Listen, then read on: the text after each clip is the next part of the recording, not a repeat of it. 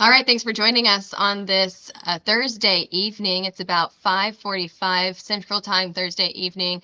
I'm meteorologist Taylor Cox here with meteorologist Martin Lowrimore, and we are tracking severe storms across the Midwest, Illinois, Indiana, Ohio, and Pennsylvania, all with severe thunderstorm warnings, and Pennsylvania with a tornado warning as well. So we're going to break that down for you, and then we're going to talk about what we've seen so far and what we expect to see the rest of the evening. So in terms of what we've seen so far, you can already see those orange blocks, those orange squares on the board.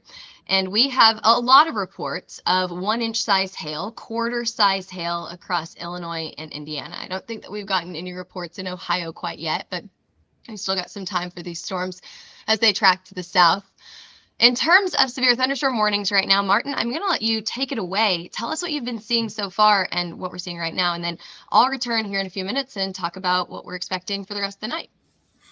Yeah, and I mean, it's only been the past half hour. Actually, me and Taylor left the office only about, I think, 45 minutes ago. And at that time, we didn't have any warnings at all, I'm pretty sure. And all of a sudden, here they are. We knew it was going to. As soon as we started packing up and leaving, we're like, all right, now we're going to get our thunderstorm warnings. And immediately, Mother Nature said yes. So several of them already have kind of sort of conglomerated into a line. And we did kind of expect this to happen as time went on, but maybe not this early, really. So we're going to get into the more meteorological side of it, but I do want to at least give a mention of these tornado and severe thunderstorm warnings first. So we're going to start off going from your west to your east. So west, just to the north of St. Louis, in parts of Illinois, you're seeing right here. This is just near Bloomington, actually. Yeah, that's a good city to start off with. Severe thunderstorm warning. Again, most of these are pretty much like what has Taylor's mentioned, your garden variety severe thunderstorms. 1 inch hail, 50, 60 mile an hour winds. So could cause a little bit of a ruckus, but it's not going to be anything you haven't seen before. That one right there in Bloomington, again, mostly 1 inch hail. Same thing with this storm heading toward, I believe says, I cannot read that. I don't want to mispronounce it, so I'm zooming in. Rental. So again, Rental, Potomac. You're looking at Bismarck right as you go on the border of Indiana. This is just north of Indianapolis. So there's the metro right there for Indiana. Lafayette, you're looking at that area just north of Covington. A couple of these severe thunderstorm warnings. 1 inch hail, 50-mile-an-hour wind gusts. Really, the thing is that these winds are coming from not just the storms themselves, but just the speed of these actual the entire system in itself. You can see the speeds on here with this storm specifically. Severe thunderstorm located along the line extending from Akron 8 miles southwest of North Manchester, moving east at 70 miles an hour. That's freeway speeds. So these things are booking it right now. And that's kind of the reason why these storms have kind of conglomerated into a line. We'll talk more about that in just a little bit. Another severe thunderstorm warning making its way out of Indiana into Ohio. Again, moving east 75 miles an hour. I don't think we saw one earlier that had 85-mile-an-hour speeds. I don't think I've ever seen a storm moving that fast, at least in my remembrance. Moving out of Indiana into Ohio, you're noticing we're going from a red shaded area to a pink shaded area. Red shaded is your severe thunderstorm watch. Pink shaded is your tornado watch. Just to the south of Cleveland, we've got a severe thunderstorm warning. Same deal as before. Winds really is going to be the big one on this one. This was a confirmed tornado that was on the border of Ohio and Pennsylvania. Give you a bit of a zoom out to give you an idea where you are. Here's Cleveland right here. Buffalo's right here. You're looking at, let's see, there's Pittsburgh right there. So just north of Pittsburgh. This was a confirmed tornado. The most recent warning has made it now just a tornado warning. So the difference now is that this storm has the high potential of making a tornado rather than a confirmed tornado on the ground. So that's kind of what we're looking at right now. Total of one active tornado warning, one active confirmed tornado warning, which is about to expire, and 7 severe thunderstorm warnings over a pretty wide range. And, the area we were talking about, Taylor, has kind of laid it out, but things have kind of developed a little bit differently than we kind of expected. Am I right? Yeah, absolutely. I mean, what we expected out of this storm system is for these storms not to move as fast as they currently are. We knew this was a fast moving front, but I didn't think that the storms would move this fast along the front. And B, we expected some larger hail in here. And I wonder about that quick motion, if it's just limiting the time that these storms have to organize and to form and to develop those larger hailstones and to grow those larger hailstones. And it's just moving so fast, it just does not have that time. So that's what I think is going on right now. We are going to look at models here in a few minutes, because I think the big question now is what's going to happen for the rest of the evening. Are we now, since the cold front has tracked down to the south, are we now severe clear? Or are we going to see more storms form up to the north? You know, a few models want more storms to form. However, I'm questioning the severity of those storms right now. So let's go ahead and get into that. I think the first thing that we need to do, and Martin, I'm going to go ahead and switch screens here. I'm going to go ahead and share my screen and show you guys. I'm looking at a very similar thing to what you saw on Martin's screen. But what I want to do is I want to first point out where the front is. And I don't think, did you do that, Martin? No. I don't want to like repeat what you said. I kind of mentioned a little bit, like, you know, the direction of the winds, but like you can really go further into where actually the front, you know, legitimately is. Okay, I didn't want to repeat what you said. Okay, so let's go ahead and let's talk about where the front is. And I hope that you can see. I'm really, really hoping that you will be able to see what I'm drawing here. Let's see. Oh, no, you cannot. Okay, well, that's okay.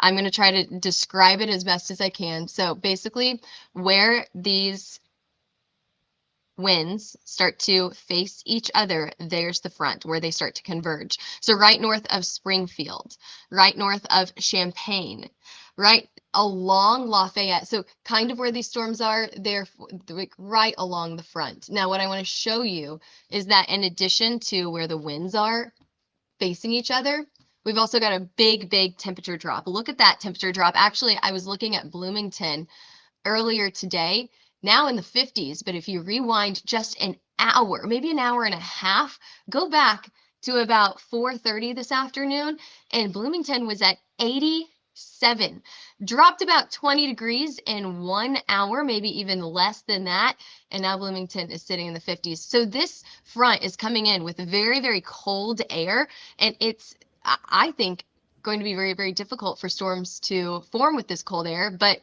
Bloomington currently is proving us wrong with a severe thunderstorm warning for quarter-size hail. We still have severe storms, even though it's 55 degrees. So I think this is a pretty complicated setup. I still think and know that the strongest storms are going to be ahead of that front. So you can pinpoint exactly where the front is. Where do you see the biggest temperature difference, right?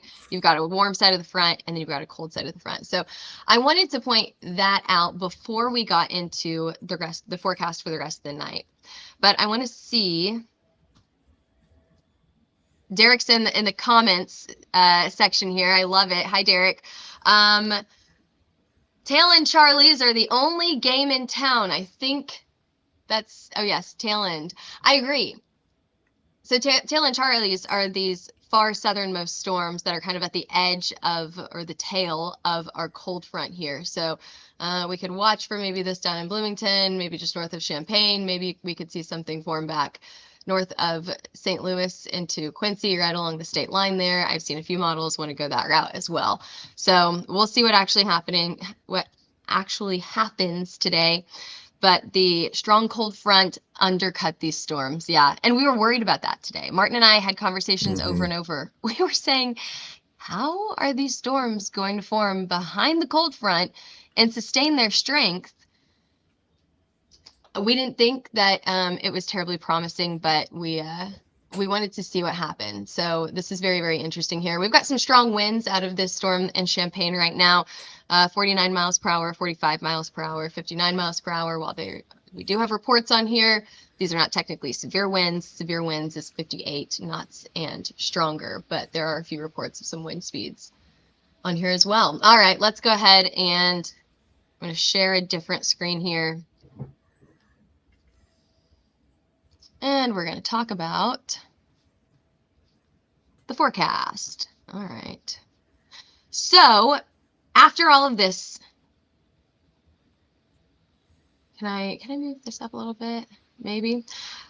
After all of, these storms don't look terribly impressive at the moment. What's going to happen for the rest of the night? Oh, come on, graphics. Let's do it. All right. What's going to happen for the rest of the night? So what you're looking at here is the NAM model, 7 p.m., 10 p.m., definitely slower moving than what's actually happening right now. So I'm going to go ahead and I'm going to switch to the HER, which was very, very aggressive earlier today, really wanting to put some tornadoes in northeastern Ohio, which technically, I guess we did get a tornado in northeastern Ohio. Here we are at 6 p.m., 7 p.m., really nailing this line of storms right here that's going through Indiana right now, with a few little lingering storms in Illinois. But I think where it's going to struggle is just how fast is this front going. So I think we're going to struggle there. Will it stall out at some point? We've got one question on here. What about Columbus, Ohio? Well, Columbus, you're sitting pretty warm or mild right now at 79 degrees. A nice or breezy south wind. Technically, Columbus proper is out of the the tornado watch right now. That tornado watch goes until 11 o'clock this evening. So I would not expect these storms to get down to you, Columbus, until after dark. You've got a while until these storms get down to you. And it may even be closer to 10 or 11 o'clock until those storms start to approach Columbus. So you guys are good right now. Enjoy your evening. Make sure that you stay severe weather aware for later on this evening, late tonight, 10, 11 o'clock tonight. So back to our models. This is the HER. I want to look at the NAM3K2. Pretty similar. Maybe the NAM3K is moving a little bit faster. Now, this does have some additional convection farther up to the north later on tonight. So this is 10 o'clock tonight. And I think, again, the question is, if it's this cold, it's 55 degrees, can we get some elevated storms in this area to produce some decent hail? And one thing that we were talking about earlier, and we can show right here, is our lapse rates. Our lapse rates go down significantly after dark. So elevated storms, even with that, are we going to have a strong enough updraft for some impressive hail? High lapse rates, strong updraft, large hail. Okay, that's how it works. And I don't think it's very promising. Let's check. Let's see what our lapse rates are at that point. It's 10 o'clock tonight. Yeah, they're not terribly impressive behind the front. You're looking pretty down low on those lapse rates. They're looking more like snooze weather. Derek's was saying the storm mode is going to make us want to sleep in Columbus tonight. Yeah, yeah, right. It's going to bring in a lot of lightning, some thunder, and you're going to peacefully just fall asleep to that. The best weather is stormy weather outside your window. That's the best weather to fall asleep, as long as it's not posing any danger. But we want it to come on either way, rain or shine, and tell you guys what to expect. So we have a live noon forecast every single day, every single weekday, to tell you what to expect in terms of your weather nationally. And then, of course, we wanted to talk about tonight, like what's happening right now, what happened earlier tonight, and what's going to happen in the next few hours. Any other weather questions before we do around the radar again? We'll go back to the radar. We'll get an update on all other warnings that are happening right now that we may have missed while we were talking about the forecast. I don't see any other weather questions right now. Okay, Martin, I'm going to toss it back to you, and we can do a around the radar one more time in case we have any other questions coming in. Let me get that real quick, if I can do it. Hold on. We've got a great question here. Any hail fall yet? We kind of did a little bit. I mean, we technically had hail. It wasn't anything crazy, but it was indeed hail. We did have those reports of about that quarter-sized hail. I'll actually show you in just a second a handful of those reports that we've had. So I'm actually going to start east. We're going to go west this time. So good news. The storm that was tornado warned just a few minutes ago, luckily is no longer tornado warned. This one was heading toward Grove City in Pennsylvania. It's actually dropped off completely, not even having a severe thunderstorm warning. That's still just south of Cleveland. Right now, this is just near Kent. This is now in Ohio. So you can see several of these clusters. Again, like a lot of these storms are just getting undercut, and they're just, they're moving so quickly they're not allowed to actually get any formation. Essentially, you can think of the cold front as a wedge, just like driving a wedge. Just pretty much think of a snowplow plowing warm air. It's a weird analogy, but basically you're elevating these storms and you're just basically shoving them on the wayside. They can't develop, so they're moving too quickly to actually work. My screen is continually turning on and off again. Give me a second. Oh no. Okay, well, I like we your analogy there of the snowplow. For people that don't know, if you expect a tornado to form, it has to be surface based. So whenever that cold front comes through and elevates that storm, it is no longer surface based, which takes away the main risk for tornadoes, which is why we're saying that tornado risk overall is going down as this cold front comes through. On the cold side, on the cool side of this front, that tornado risk is very, very low. Then it becomes mainly a hail and wind threat. How's your screen, Martin? Oh, no, it's just my screen in front of me is turning on and off, but it luckily is maintaining just fine. So I'm kind of just doing this. We're good. Oh, no, we're staying on now. All right. So this is kind of like actually just new warning. This is just north of Indianapolis. It's actually a tornado warning. So let's kind of divert to that real quick, get you a little bit of information. Severe thunderstorm warning at 7:01 Eastern. So this was just 2 minutes ago they issued this.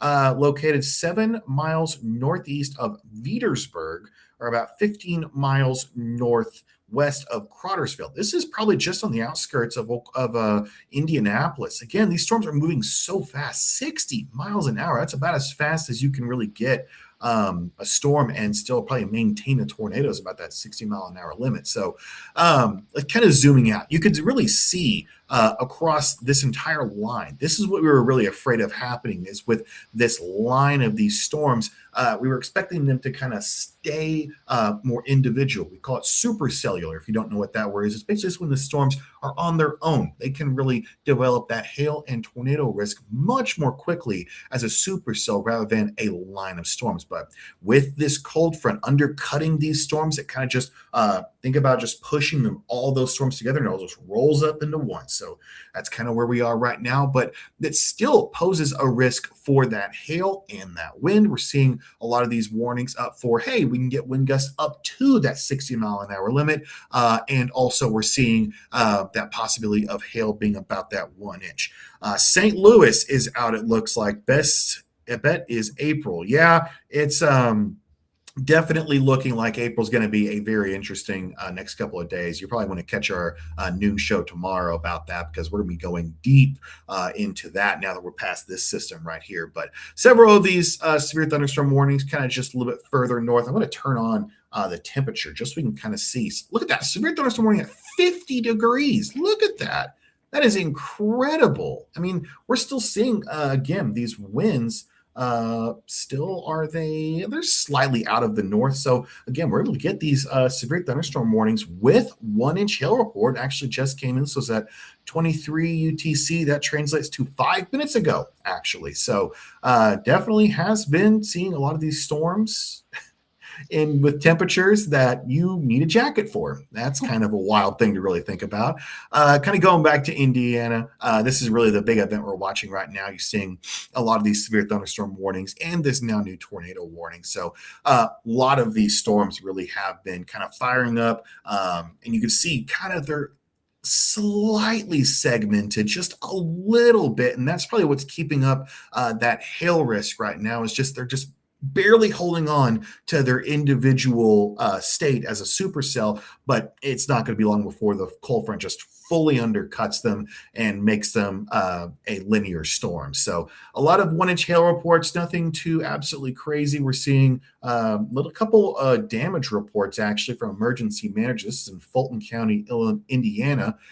Downed tree over a state road. So we do have wind reports of trees being blown down across some parts of northern and central Indiana. A little bit of thunderstorm wind damage. I haven't had any reports of wind speeds outside of this one severe that is in actually Illinois at 59 miles an hour. So plenty of these have some strong winds. And that's probably going to be our biggest risk once we get post sunset. Is going to be that wind risk with the embedded tornado risk we usually see with these linear storms. So redevelopment across the north. We were talking about this before. There's no severe thunderstorm warnings, Taylor, but we do have a little bit of some yellows and reds just to the south of Chicago. It's a area it seems like we can't really get away from at this point. Yeah, and we were saying, okay, if these storms come back into this area that seems to still be producing severe conditions, severe threats, could they go severe? Could we have a second round later on tonight? I think it's a very, very low chance for that to happen, but we still have some convection coming in. So I guess there's still a chance, which is my assumption of why we are keeping this watch until so late tonight, 10, 11 o'clock tonight, is because of this potential second round of storms. 49 degrees in Chicago. 49 degrees. They're getting this thunderstorm with a lot of lightning. Look at that. About a month and a half ago, I screenshotted a severe thunderstorm warning in Kansas. It was about 33 degrees and they were getting $half size hail. It happens. Oh my goodness. It happens, right? I know. At what point does it just become really big snow? It's not textbook, right? But yeah, it happens. Absolutely. And one thing that I think is really interesting about this tornado warning that I want to make sure that, everyone in this area, make sure that you guys are taking your precautions. But I want to mention this tornado warning. The hazards here are tornado and quarter size hail. We don't even have a wind hazard with this that the National Weather Service is noting on, which I think is interesting. Another situation that is not common, but something that we're seeing tonight. It, I think, also goes to a testament of how wacky this setup is today. Actually, I can pull up. We got analysts back again. Our more close, more precise radar was down earlier, so we can get a better view of this system right here. So there's that actual tornado warning there. My screen is flickering again. It might be my HDMI cable. I pulled an old HDMI cable, so that might be the reason. It might not be our IT guy that doomed me. So you can see that storm right there. It did have a good little bit of that rotation. We can do a split view of what we call the velocity. Basically, we measure the speed of the storm moving toward and away from the radar. So you can really get a good view of that crossing, that shear that you usually get that gives you that rotation to get you a tornado. So we could take a peek right here just as they issued that warning. So there's a little bit of that rotation there. I want to look at the base velocity real quick just to get a better view. There it is. Yeah. So there was a good little bit of rotation there. Doubt we really see. Let's see if we can maybe see any hail with this as well. Is there any kind of evidence of a little bit of hail core or something like that? Let's put this back in motion. This new warning, we have seen the National Weather Service has upped the warning from quarter size to $half size hail, which for everyone who doesn't know, that means 1 inch to 1 inch and a quarter. So not a big increase in hail size. However, we're seeing still a little bit of larger hail potential out there just north of Indianapolis. So we'll have to watch it as it comes into the city itself, because these storms are looking still pretty impressive. Yeah, I mean, it looks like luckily this cell is probably going to miss its way north of most of Indianapolis. It probably will get into place called place over like in Whitestown, Zionsville. Either it's Carmel or Caramel. I'm going to say both because if I say one, I'm going to be wrong. Again, so just north of Indianapolis proper. So you're going to be missing the bulk of the city, though. This second cell right here has actually got a good little bit of reflectivity on it. So let's see what's going on here. Yeah, is that the one you were talking about? Now bumped up to a $half size hail, or were you talking about the the tornado warn cell? So that one right north of the tornado warn cell, it's going into Tipton right now. That's the one that's bumped up to $half size hail. It's north of Indianapolis, but it may give some insight into some of those storms that are back to the west that'll eventually make their way into the city. Maybe this area has a better chance for some larger hail than some of the other areas that we've seen so far. Yeah, this cell right here is the one that I would be worried about getting into Indianapolis the most, because you can see its trajectory. It's still probably not, eyeballing downtown Indianapolis by any means, but it will probably just make its way a little bit further south than this tornadic cell, or this trying to make a tornado cell is probably going to be moving its way into. And it's got some really high reflectivity too. It's, peeking into the whites. That's beyond usually your purples, your pinks and purples there. So let me kind of look again to see if my screen is still blinking. I'm gonna have epilepsy by the end of this. That's not what I was after. Hold on. Oh no. There we go. So we can kind of take a look there. Oh, come on. I'm having to use my other screen. There we go. Put that in motion. And there could be maybe a little bit of hail in there. It's kind of difficult to see. It's very messy. Let's put this in a quick little 2 panel so I can get a better view. So we're going to put in the velocity. We're going to put in the base reflectivity there. That kind of just tells us like where these storms really are at. So you can see, the reflectivity. Meanwhile, over here is your a lot of people call it a debris tracker, but you can also see where hail is at on this one. So it's a possibility. I mean, it's kind of crossing over. I don't want to say it is hail for sure, but I mean, we're getting some pretty good correlation drop off. So it could be the possibility of a little bit of hail. Taylor, what do you think?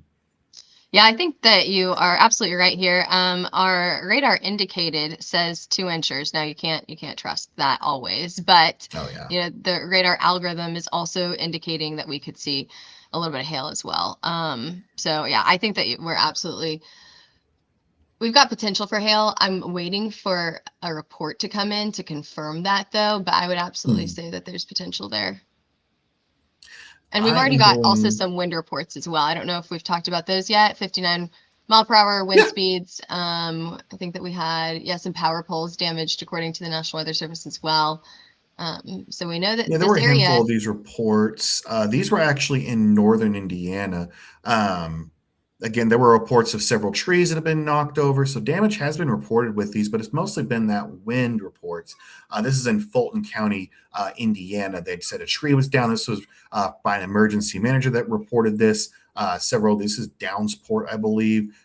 Again, tree downed near some roads. So, they're not giving, super, kind of being a little bit vague, but then again, you don't really give exact details on these reports, but talking about trees down. So, could be, there was one report I don't know that said earlier, that said large tree.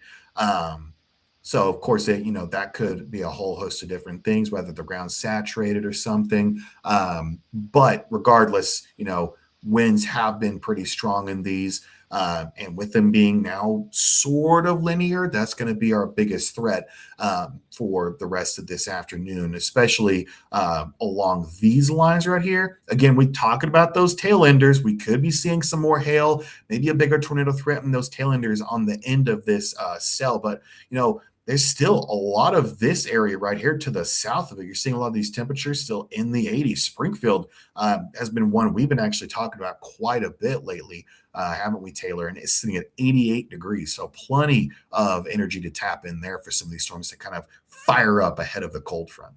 Yeah, I think that Springfield still has potential to get storms tonight. We'll have to watch for some of those warmer areas in the warm sector. Hey, I did want to mention that we have our first report of golf ball size hail, actually not coming out of the line of storms that we've been talking about so far, but rather it is coming out of there you go. You can see what I'm looking at here. It's coming out of our storms in Ohio. This is northern. Hey, this is a perfect example of it is 52 degrees and we are getting golf ball size hail, ping pong ball size hail. Let's read some of these reports in Archbold, West Unity, Ohio. Let's see, golf ball size hail around 4th West Ridgeville Corners. You guys know where that's at? Quarter size hail in this area. The fire department also reported ping pong ball size hail. So some pretty reliable reports there. These are some pretty decent storms. And as Derek mentioned earlier, this is the tail end of this line of storms. And then if we look at the tail end of this line of storms, do we have any updated reports from this storm right here that Martin was really keeping an eye on? No, we don't. Let's see. What else are we looking at here? Still some small hail. I'm not too worried about hail in this line of storms that are more facing north-south here. Yeah, this is really small. We're talking about 3/4 of an inch here. What other questions do we have? Amanda says that hail is not melting on the way down. No, it's chilly, right? 55, 52 degrees. Martin, did you hear that? That we have golf ball size hail report, and it's 52 degrees. I mean, you were talking about it earlier that we've had it before. We said it's possible.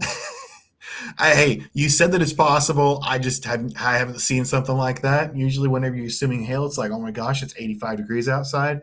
I'm going to make a snow cone with this hail, but in this case, hey, it's already halfway down, not even melting. We have a funnel cloud report, funnel cloud with debris on County Road near 600 West and SR 32. We have a strong thunderstorm. Let's see what this is. Severe thunderstorm was located near Crawfordsville, moving east at 60 miles an hour. Still a really fast moving storm. And this is warned for 80-mile-per-hour wind gusts and quarter-size hail. Some really, really intense wind gusts coming into Indianapolis right now. Now, again, it may go on the northern side of Indianapolis because it's moving to the east-southeast at the moment. But this is absolutely something to keep an eye on for those in the northern metro because, again, it is warned for 80-mile-per-hour wind gusts and quarter-size hail. That is very, very strong wind in this area. Here's some verbiage from the National Weather Service. They're saying flying debris will be dangerous to those caught without shelter. Mobile homes will be heavily damaged and expect considerable damage to roofs, windows, and vehicles. Extensive tree damage and power outages are likely, which is pretty standard wording from them. But again, I wanted to read you what they were saying exactly. With this storm, we've also got a funnel cloud reported, so there could be a possible tornado. Have you seen the that one system just to the west of it? To the west of it. Okay, yeah, you got that one. I just now saw that one. Saw it was warned for 2-inch hail, and they've added I think it was the considerable tag on it. Let's see. Kind of look at the verbiage. Yes, they did add a considerable tag on it. So, yeah, we're starting to see. It's almost like the CEO knows what he's doing. Talking about the tail enders, and then here we are, tail enders giving us the big hailstones and strong winds. Well, and this is absolutely something that we need to keep an eye on because it is coming into more of a populated area. The closer and closer that we get to the city, it's not there yet, but we can see that those polygons are making their way into that area. So if you guys are in Indianapolis or know anyone in Indianapolis, make sure that you are keeping a very close eye on these two storms right here, because not only are they bringing strong wind, warned for 80-mile-per-hour wind speeds, but also that second one farther back to the west is warned for 2-inch size hail. So some of the most impressive hazards that we've seen so far this evening. And we have a new tornado warning as well for Tipton. This one was this tornado warning. Minutes ago. Yeah, it goes until 7:45 Eastern time, so we're talking about another 25 minutes here. The main hazard here, tornado and flying debris. And the National Weather Service is encouraging everyone in this area to take shelter now. If you're in this polygon, make sure that you're taking shelter. So a lot going on in this area just north of Indianapolis right now. Yeah, I'm looking at the velocity of it. It's almost like it looks like a supercell, but it looks like it's almost it's almost embedded into itself. The rotation is so again, far from a textbook forecast today. Yeah, maybe it could be cycling. I'm very interested to see what types of reports that they're getting there. I'm going to switch my radars over so I can take a look at it on GR2, and once that loads, then we'll go ahead and we'll load that up for everyone else to see as well.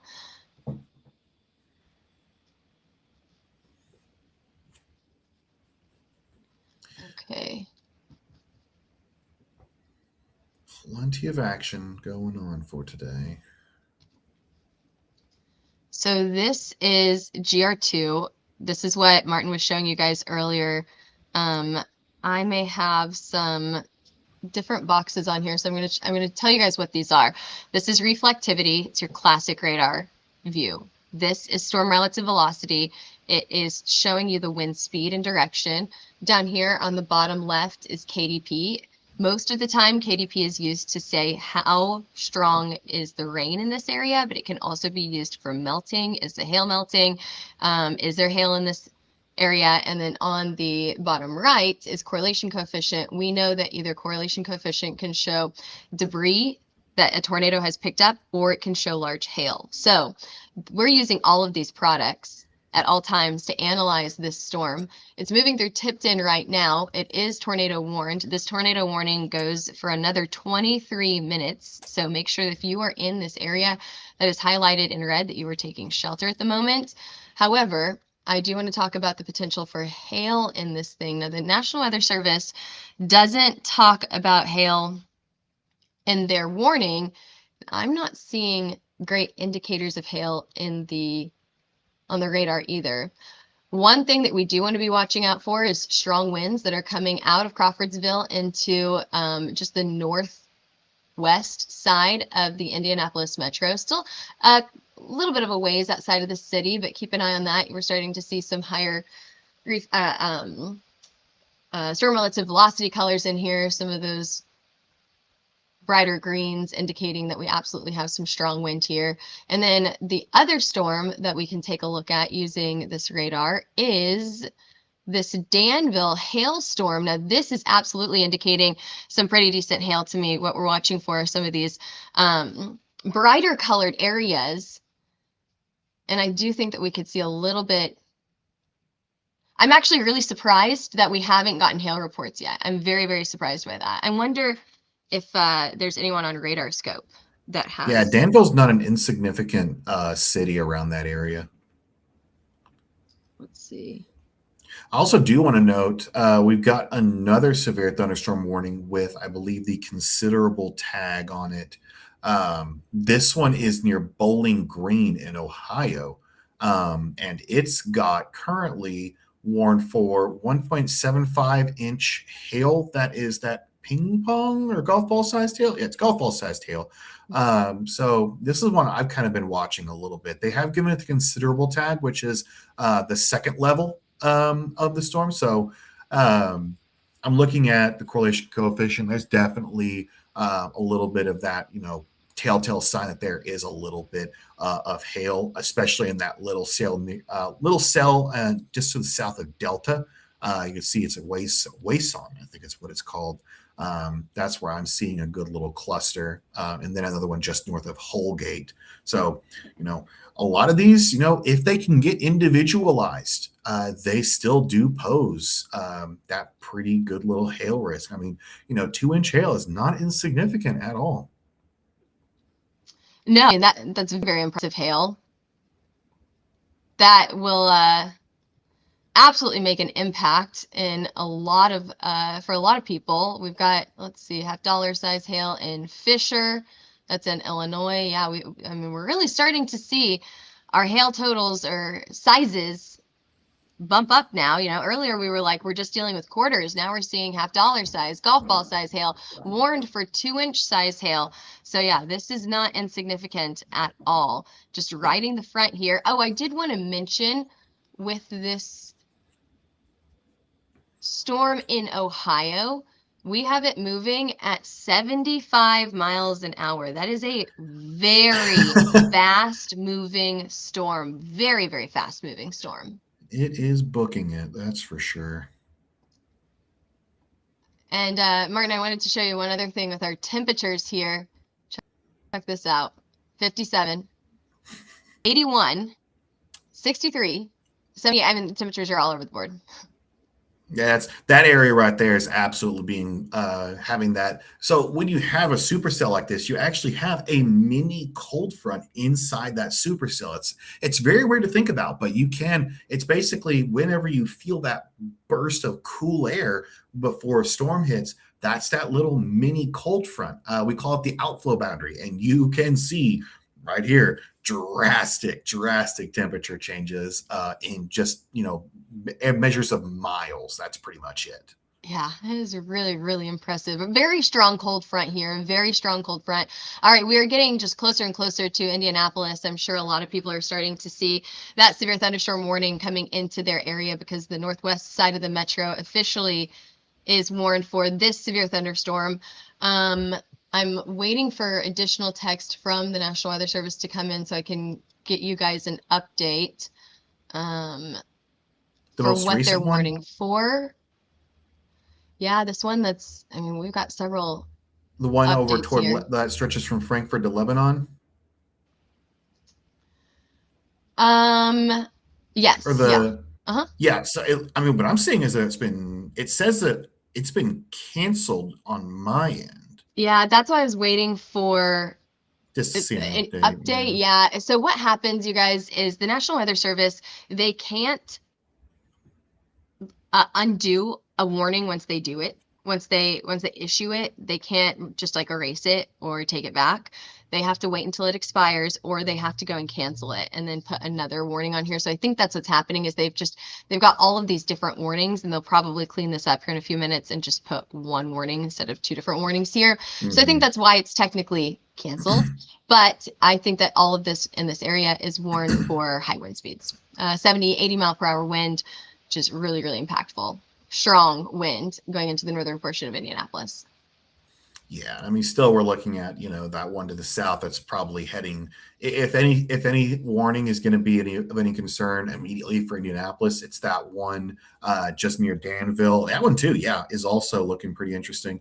The one I was mentioning was over to the east, that one that has that 80-mile-an-hour wind threat. But that one also with the hail, yeah, that one right there has, I believe it's 2-inch hail is what it says on it. Which I mean, by what I'm seeing right now, our models are trying to say 1.5-inch hail. I mean, it has lost a little bit of its punch. Oh, not really. It's actually gained a good little bit. It's now got actually just updated the polygon there. And they have updated again. It's now to 1.5. But actually, we just had a report of a 1.5-inch hailstone. I've got it popped up on my GR Earth right now. It's a ping pong sized hail from a viewer on the north side of Danville by the lake. We didn't get a lake name, but the lake. They are saying they had ping pong sized hail right there. Yeah, and that is in, yeah, Danville. We've got 55 mile per hour wind gusts as well in this area. I And that mean, was at a mesonet station too, so we know that is a legitimate. That's not someone blowing smoke saying, "Oh, it was blowing this fast." That's a mesonet station. Those are research quality instruments. yeah, so we know that that is very, very reliable. Okay, ping pong ball size hail just about to cross the state line with this severe thunderstorm warning here. We've just got a little bit left to go before it officially crosses the state line from Illinois into Indiana. And then again, we're watching for its track along this highway here, this major highway. And then we've got reports of golf ball size hail in Fisher, Illinois. So this is a little bit farther back to the west. Golf ball size hail in Fisher from a viewer. They're saying in Fisher, Illinois. And then any other new reports that we haven't talked about yet. Again, this tipped in towards sure that you guys are keeping an eye on this warning as well. If you're in this area, make sure that you're taking your precautions. I do want to note, look up toward Bowling Green. Bowling Green is now under a severe thunderstorm warning over in Ohio. Several reports that this cell has kind of given has been that there was a golf ball size report just south of Archbold. So, this has had a history of giving golf ball sized hail. It was warned, I believe, it was warned for golf ball sized hail moving at 75 miles an hour. Yeah, these are going to be difficult to get really any tornadoes going, but hailstones can absolutely still happen. These are very much a punch and run kind of storms. Yeah, 70 miles an hour. I mean, that is very, very impressive. That's why they warned it so far out, right? Oh, we have Because somebody they asking about Carmel or Caramel. That's just the north suburb of Indianapolis. Correct me. Is it Carmel or is it Caramel? I want to know so we can say it correctly. So, because that's one of the big things I've noticed, that, caramel versus caramel. It's a dialect. How do you say it? Caramel.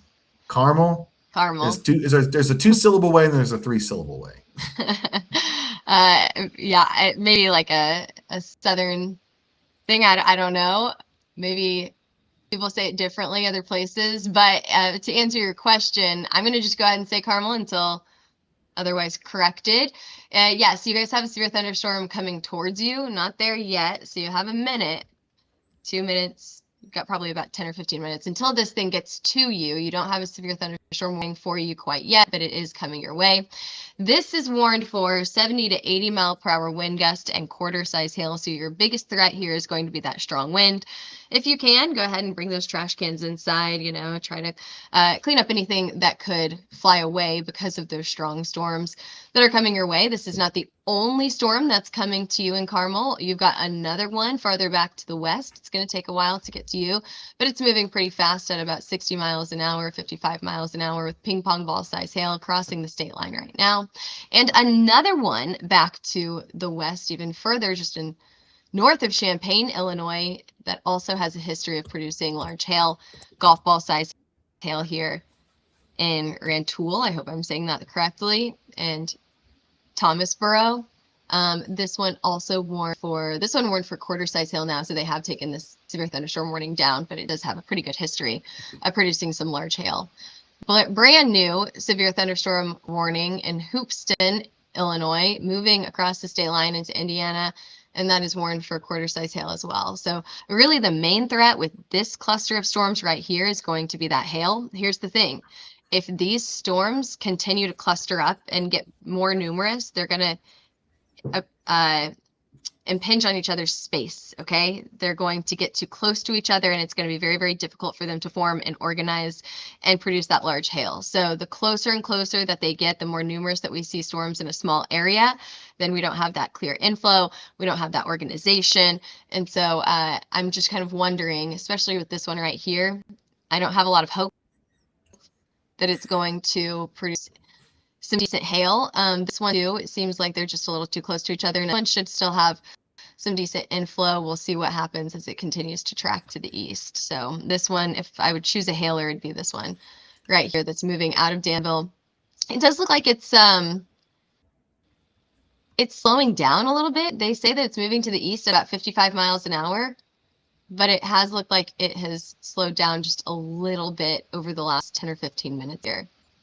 Yeah, you were mentioning about how they can't be so close together. You were mentioning gardening earlier. If you're a gardener, you can think of it as you can have your flowers or plants too close to each other. Otherwise, they start interfering with each other. So that's the reason why we're really watching for these storms to kind of have some separation in order to go super cellular. That's what we want to see if we want to see hail.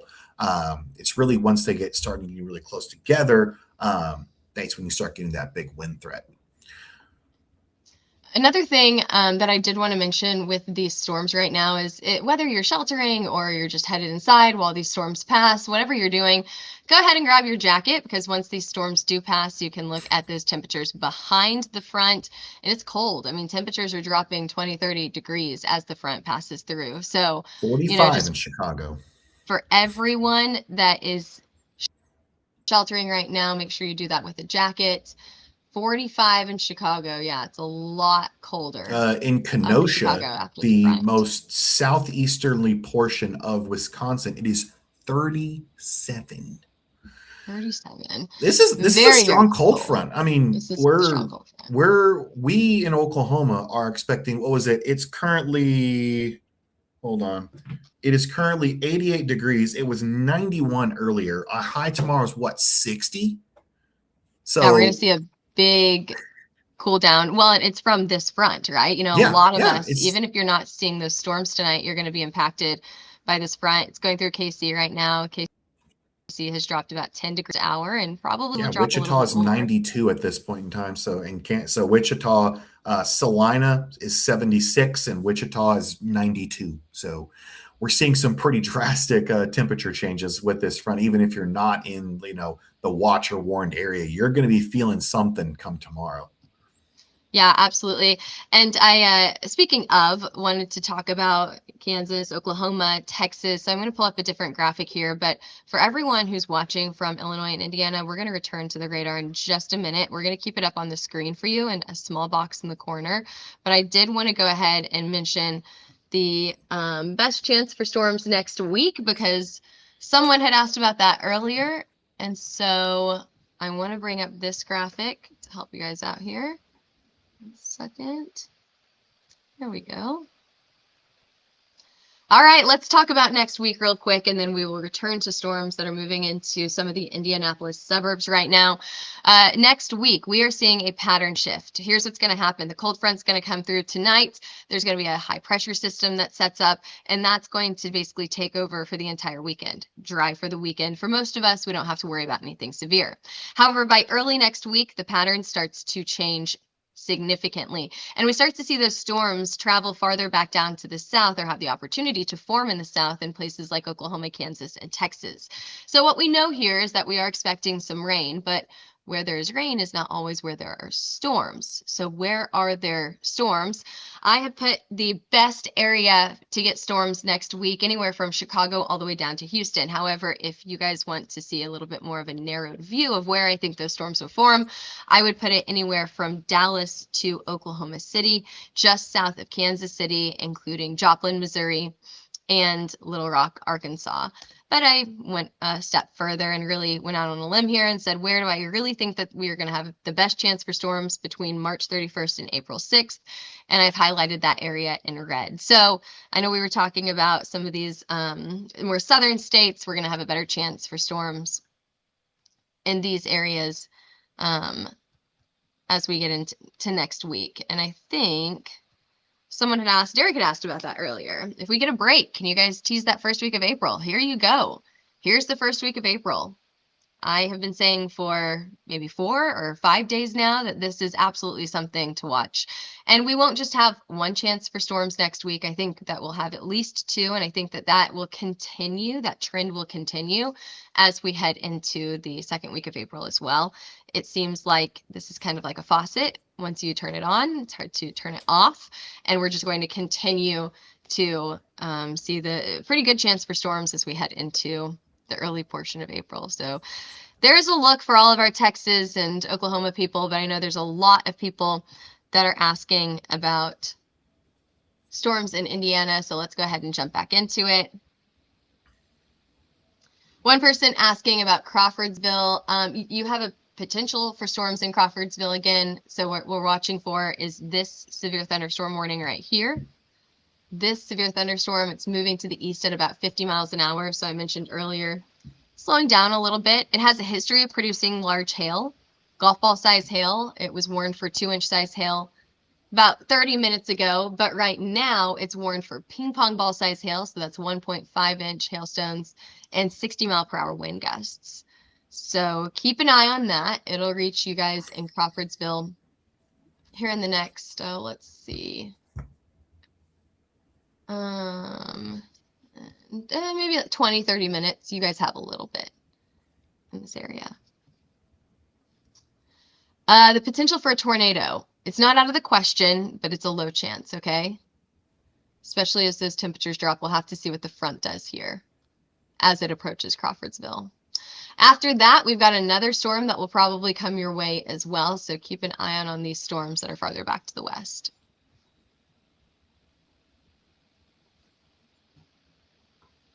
And what are we doing in Ohio? Let's take a look at your storms in Ohio. $0.5 size hail was just reported in Ohio in the far northern edge. Moving east at 70 miles an hour. Still, these storms are moving fast. Actually, ahead of these, you look at the temperatures over like Fremont, you're sitting like 48, and this is ahead of the storms. So you're getting, you're warned for ping pong sized hail. And you're getting reports of $0.5 sized hail. This was from an MPing, so it's a pretty reliable source. But it's like 48 ahead of the front. So that means, It's with a lot cold. of It's these other chilly. storms, yeah, I mean, Yeah. with a lot of these storms behind the front, you could possibly see maybe, a hailstone or two getting toward that severe criteria. Again, I think it's going to be difficult just Yeah. with, since you're already, your post frontal severe storms are incredibly rare under most normal circumstances, but today's not really a normal circumstance. So No, it's not. we could be seeing, one or two storms trying to go severe, but think about like a long track, giant hail out of these. I really doubt it. You really need to have, the basis of getting an updraft is warm temperature down at the surface, and it's not really warm. So you could get some, quarter, maybe $half size hail, but I think that's got to be the absolute limits you can get with like 43, 45-degree temperatures. Yeah, I agree. I mean, it's going to be hard, and what will probably happen here is these storms are going to pulsate. So Mm-hmm. they may get a little bit stronger, they'll get weaker, stronger, weaker, and they'll kind of go up and down. So we'll have to keep an eye on them because as we are seeing these storms that are just to the west of Indianapolis now, Covington, I hope I'm saying that correct. This has a history of producing golf ball size hail, however, has weakened significantly, which is something that we talked about. As these storms get a lot closer together, they're going to weaken. And so I'm wondering if that's what's happening with some of this more southern formation. To answer your question about Indianapolis, Nathan, great question here. We have a brand new severe thunderstorm warning that I know that you asked about the hail, but this is warned for mainly wind on the northern side of the city, 70-mile-per-hour wind gust, and quarter size hail. So pretty low chance for that large hail in Indianapolis right now. It's mainly a big wind threat, and this storm has a history of producing very strong winds. Earlier, it was warned for 80-mile-per-hour wind speeds, which is very, very impactful. So if you could get a little bit of hail in here, it may be flying pretty fast because it may be accompanied with some really strong wind. So that's absolutely something to keep an eye on as this continues to move into Indianapolis proper on the northern side of the city. I will say one of the things that the National Weather Service gives us in these, I'm reading it right now, gives us a lot of information. Here's what they're saying. Tornado, possible. Thunderstorm damage threat, considerable. Hail threat, radar indicated. Max hail size, 1 inch. We talked about that. Quarter size hail. Wind threat, radar indicated, means that it's not confirmed at the surface. Max wind gust, 70 miles an hour. And again, that's coming from the National Weather Service. And this is some information that they're giving us right now for the northern side of Indianapolis. Someone was asking about Alexandria. That's that storm that's tornado warned currently. They were asking about tornado touchdown. We can't guarantee anything from that point of view. Now, I'm looking at the CC drop. There is more likely a little bit of hail in that northern cell. This is near Summitville. If you zoom in toward there, in that near Fairmount, just to the south of there.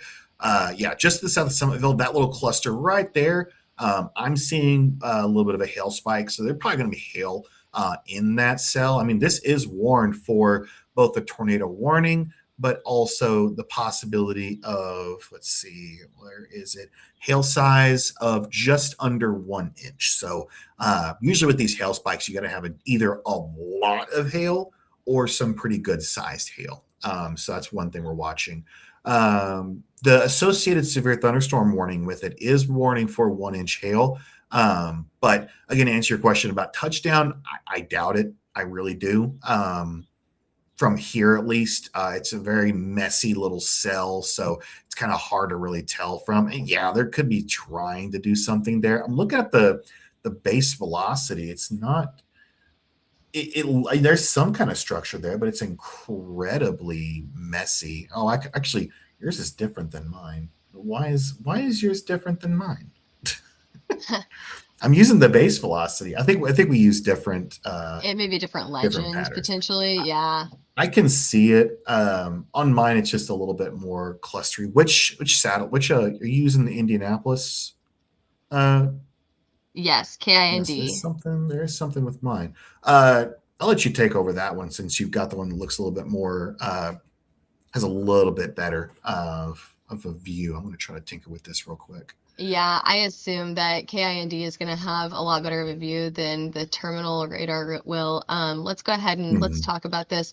Actually, the tornado warning has been dropped. I'm actually a little surprised about that, but Martin was correct about the potential for hail and strong wind speeds. 70-mile-per-hour wind speeds is what this storm is warned for now. So now it's really a wind threat through a good portion of the Indianapolis metro. So not only just that northern side of the city, but if you go a little bit farther out from the city, this is also warned for 70-mile-per-hour wind gusts. Very, very impressive. The National Weather Service is saying a severe thunderstorm was located over Alexandria or 10 miles north of Anderson, moving to the east at 55 miles an hour. So we've seen our speeds slow down just a little bit there, which I think is going to help with the severity. It's going to help increase. It's going to contribute to the severity of these storms. So I think the potential as these storms slow down, they will increase in severity, which is something that we've seen mainly from a wind perspective, not necessarily a hail perspective. But speaking of wind, we've got some strong winds going into Indianapolis right now. This severe thunderstorm warning actually may have been downgraded a little bit. Nope. Moving to the east, 55 miles an hour, 70-mile-per-hour wind gusts. Radar indicated. And I will say, I mean, this is coming from the National Weather Service. I like to read what they say because, Martin may say something, I may see something different, and then we help each other out on what's actually going on here. Well, the National Weather Service is the same way, where if we read what they say, then it may help us out on determining exactly what's going on here. I'll read to you what they're saying. Impact. Hail damage to vehicles is expected. Expect considerable tree damage. Wind damage is also likely to mobile homes, roofs, and outbuildings. Again, that is wording directly from a quote from the National Weather Service's severe thunderstorm warning here. That is going into, it's for this storm in Indianapolis. Got another one. If you just go right along the highway, farther back to the west, I do think that we've got some hail with this storm as well. Right in here. Radar indicated 1-inch size hail. We've gotten reports of 1/2-inch size hail, so some smaller hail with this.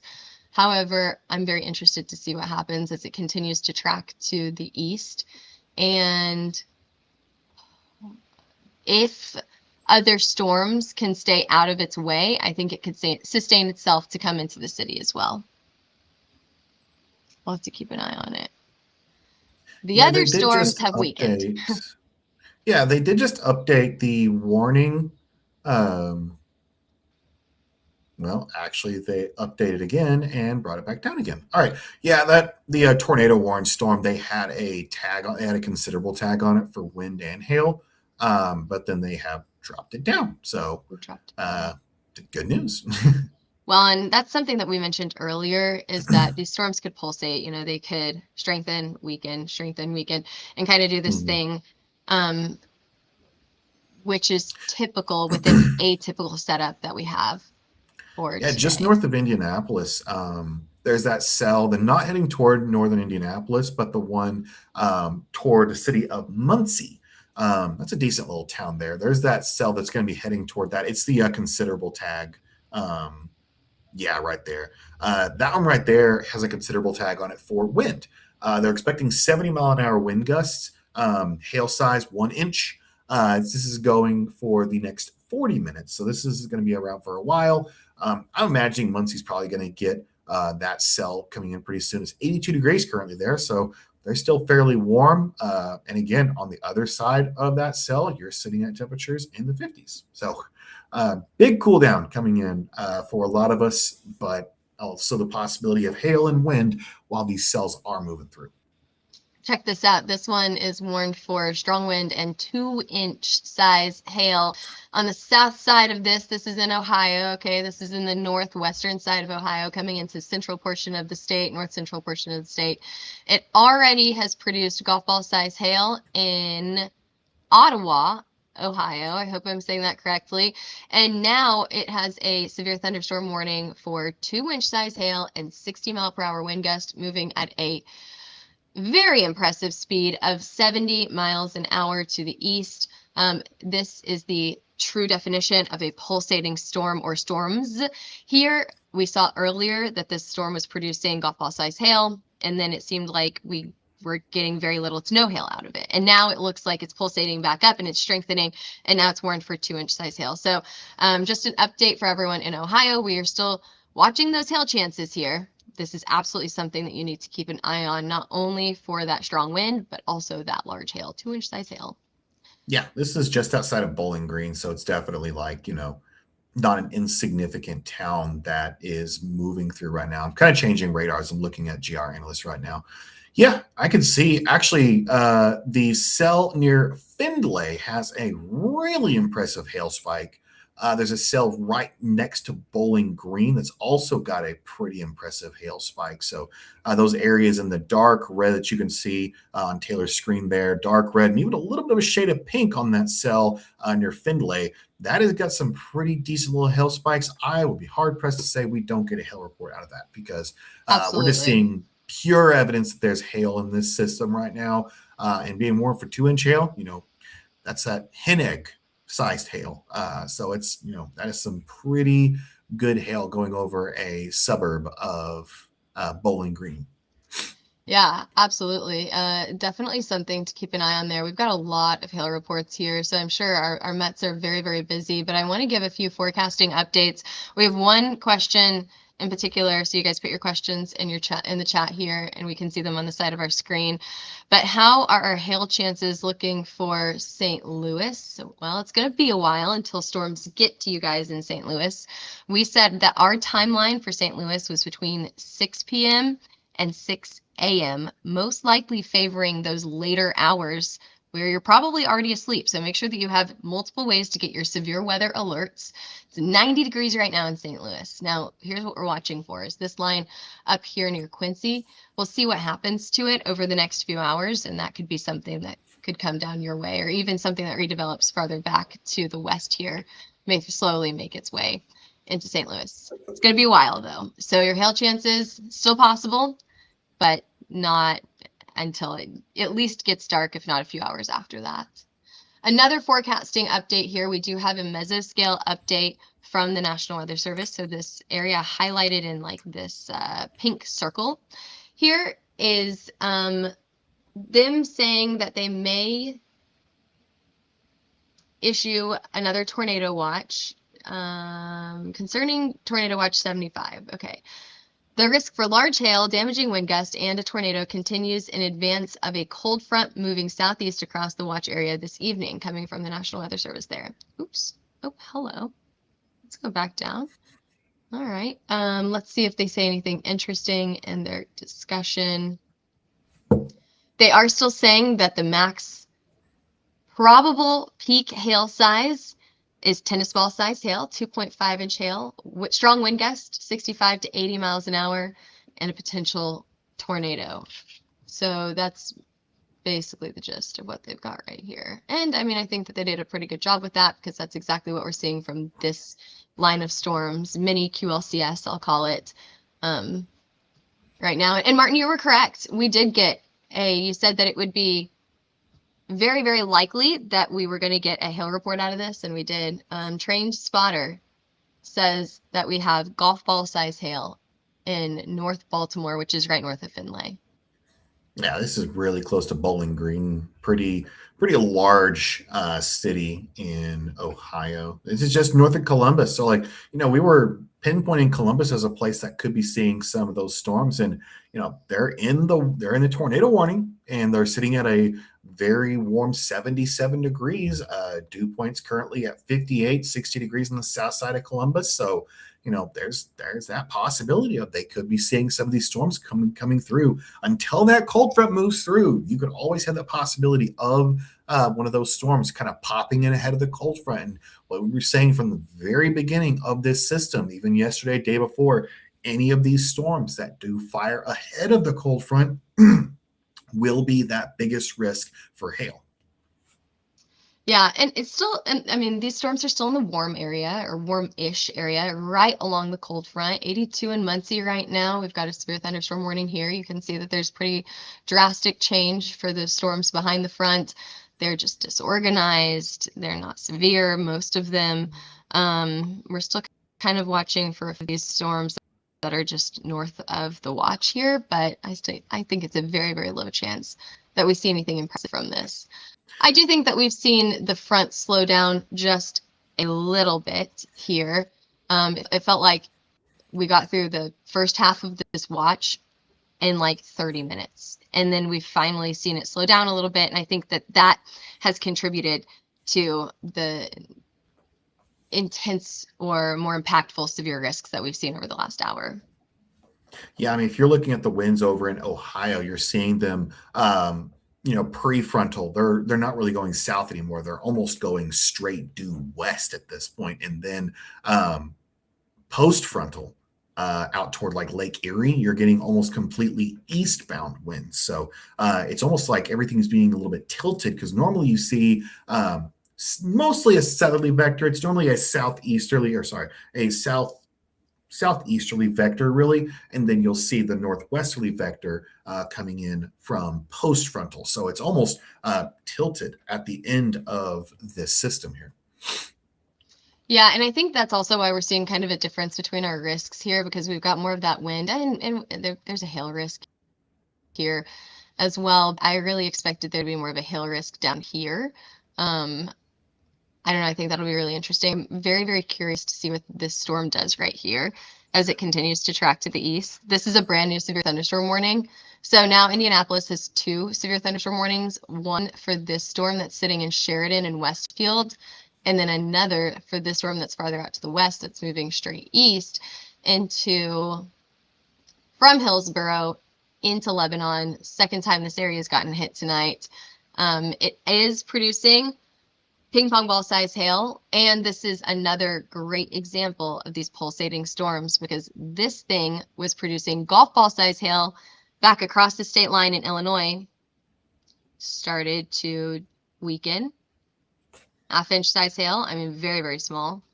And then we are back to ping pong ball size hail again. So again, we're seeing this pulsating movement from these storms, which I think is very, very interesting to watch. One thing that kind of slipped underneath, at least my radar, they've actually expanded the tornado watch into Columbus now. So Columbus, about 15-ish minutes ago, they expanded the tornado watch. This was actually before they announced that mesoscale discussion that Taylor was talking about. So that was something independent of this. But they are now including Columbus up in this tornado watch. They've also included a handful of counties in Indiana. So, kind of expansion of that a little bit. I believe we had somebody talking about asking about a tornado in Indiana. Is that correct? Yes. Yeah. We do not have a tornado warning at the moment in Indiana. We have a cluster of severe thunderstorm warnings, but we can't rule out a tornado.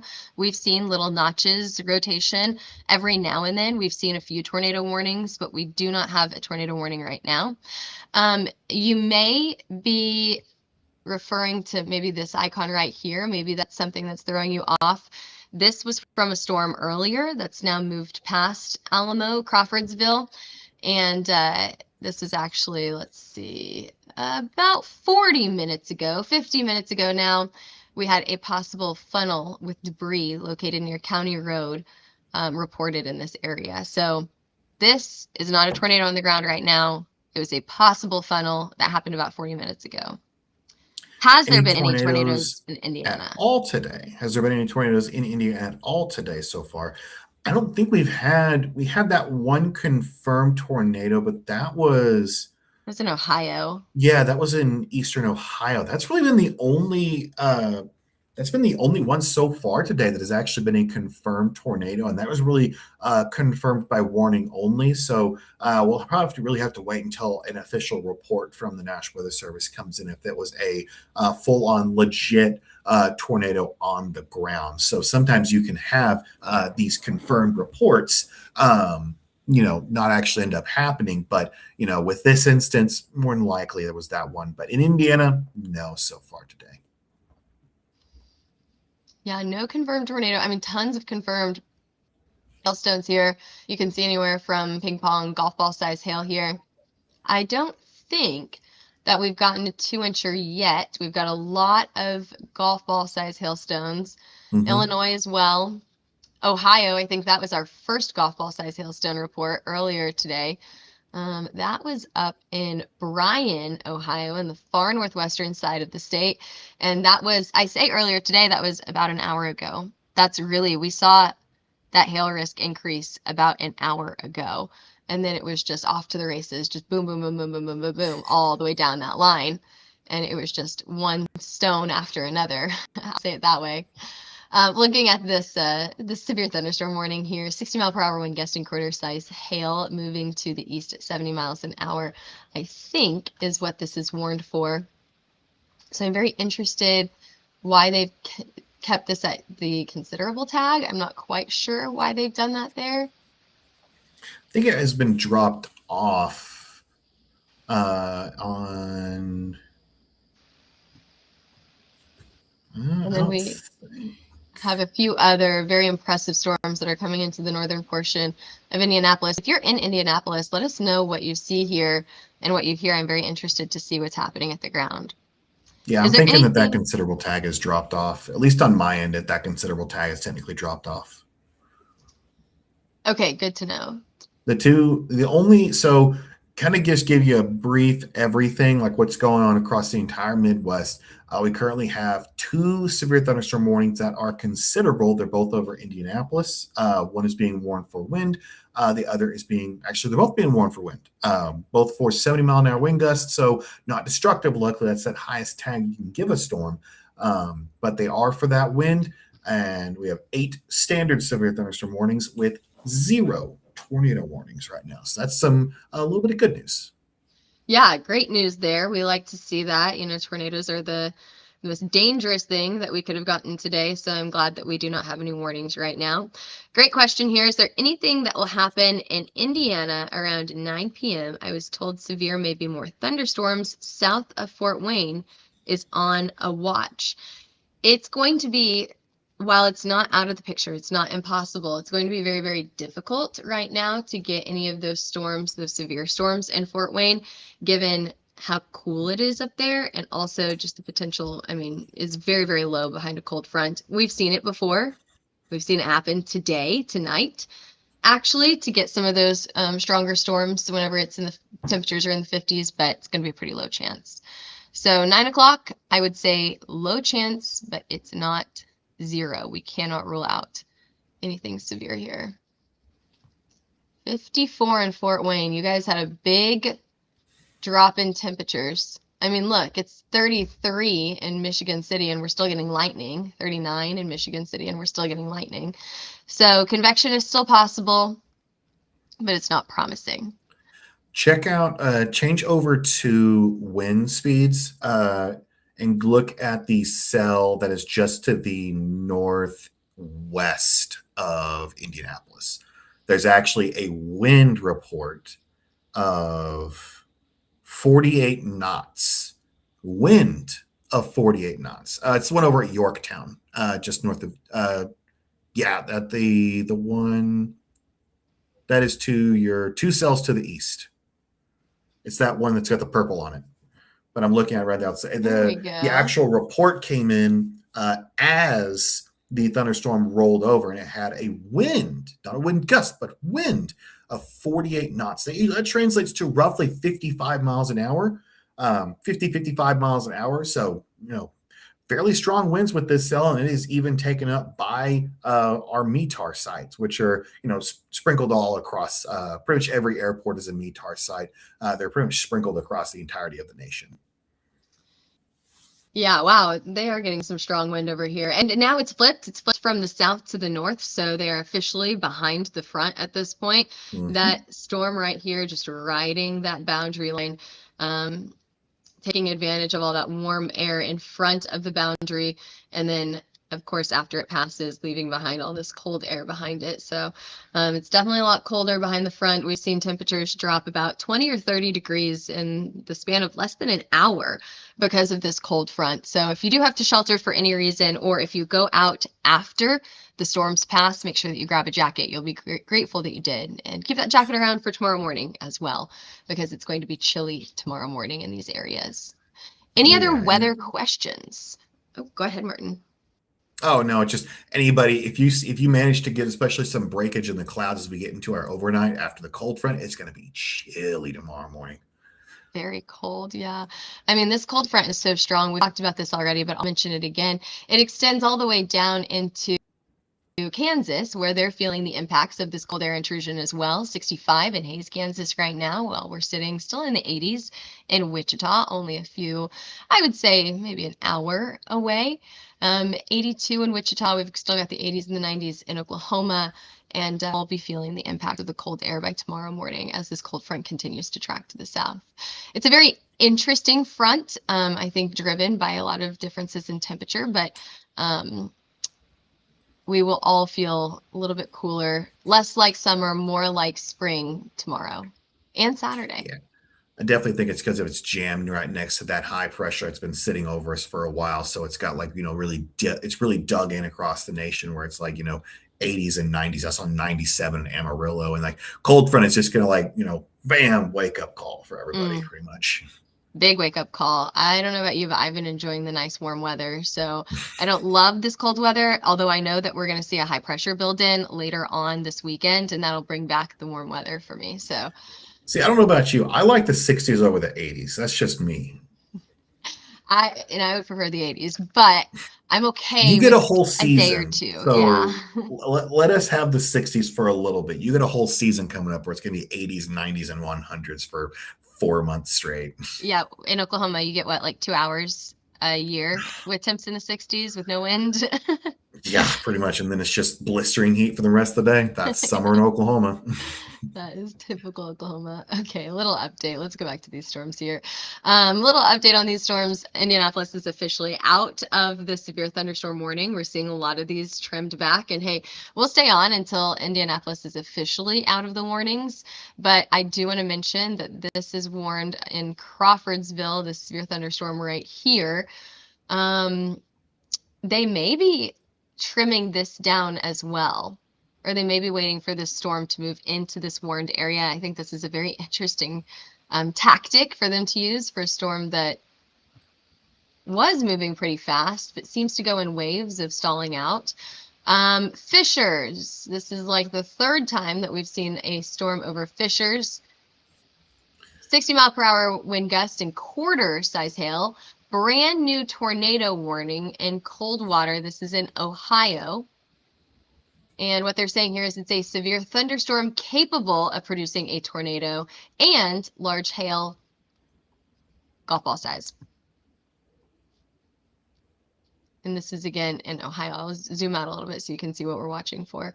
I'll take the temperatures off of here so we can clean this up a little bit. I'm going to pull up GR Analyst and see if I can get a closer look to that tornado warned storm just to see what they're looking at. That's a great idea. Yeah, I want to see the rotation here.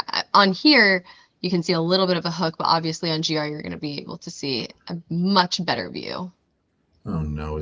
Oh, wait, no, GR is not down. It's just this one radar site's taking a long time to download all of its data. The one that's closest is not being very friendly to me, unfortunately. The terminal? Yeah, TDAY is the one that's not wanting to really give me I could check out Indianapolis, so we can kind of look at in Indianapolis. So we could see the hook over on Coldwater if you want me to take over real quick. Yeah, go for it.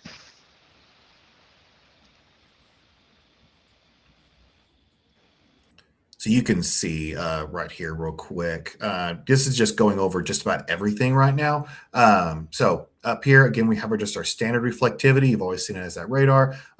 You've got your velocity. You've got your what we call correlation coefficient. You can use it to track debris. You can use it to track hail, a lot of different stuff. And then you've got over here your KPD. So looking at that hook, you could see right near Coldwater, they did issue that tornado warning there. It's a little bit messy because we're so far away. We're looking at the Indianapolis radar. Not really sure. There's not many other radars that are nearby. I could try to move over to northern Indiana. This is over in North Judson. What's this one look? Yeah, it's a better view of it. So again, looking over at Coldwater, I'll download a few extra frames so we can see it in motion. So there it is right there. Not a whole lot of frames to go over, but right there, you can see that hook really looking impressive. That's probably when they decided, hey, let's give that a warning. Look at that reflectivity as well. You can see that reflectivity matching with that drop in correlation coefficient. That's a definitive sign you're probably seeing some hail there. So I wouldn't be surprised if we see a hail report out of Coldwater. That's when they decided to give it that warning right there. I'm going to zoom out there. Oh yeah, you can see the reflect over here on your base velocity. Your base velocity. You're looking at that greens and the reds really clashing into each other. We look at storm relative. Yeah, we can see a lot of those faster speeds on the reds here. Meanwhile, overall neutral speeds. So again, a very tight little cell. Not exactly. Large by any means compared to the rest of them, but Coldwater, St. Henry, Chickasha, Minister, Osgood, Fort Laramie. The Oklahoma in me kind of slipped out there. I apologize. But again, thunderstorm capable of producing a tornado. So there's not a tornado on the ground. This is heading towards St. Henry. So if you're in St. Henry, might want to be getting into a safe space. That's probably where you want to be heading. Max hail size, golf ball size hail, 1.75. So again, that's about that limit we've been seeing for today's golf ball sized hail. I wouldn't be surprised if we end up getting a report of a hen egg size at this point in time. We've had several reports of golf balls, so one of those being just a little bit bigger could easily be possible. I actually want to show again right down here. You can look at that correlation coefficient, that drop off where you can see the yellows and even a little bit of greens and blues. That's where we're seeing a better chance of that hail. And you match that up with extremely high reflectivities like here. We call these DBZ values. This is up to the 60s and even near 70 DBZ values. This is extremely heavy rain or decent sized hail just to the south of Coldwater. This is between Coldwater and St. Henry.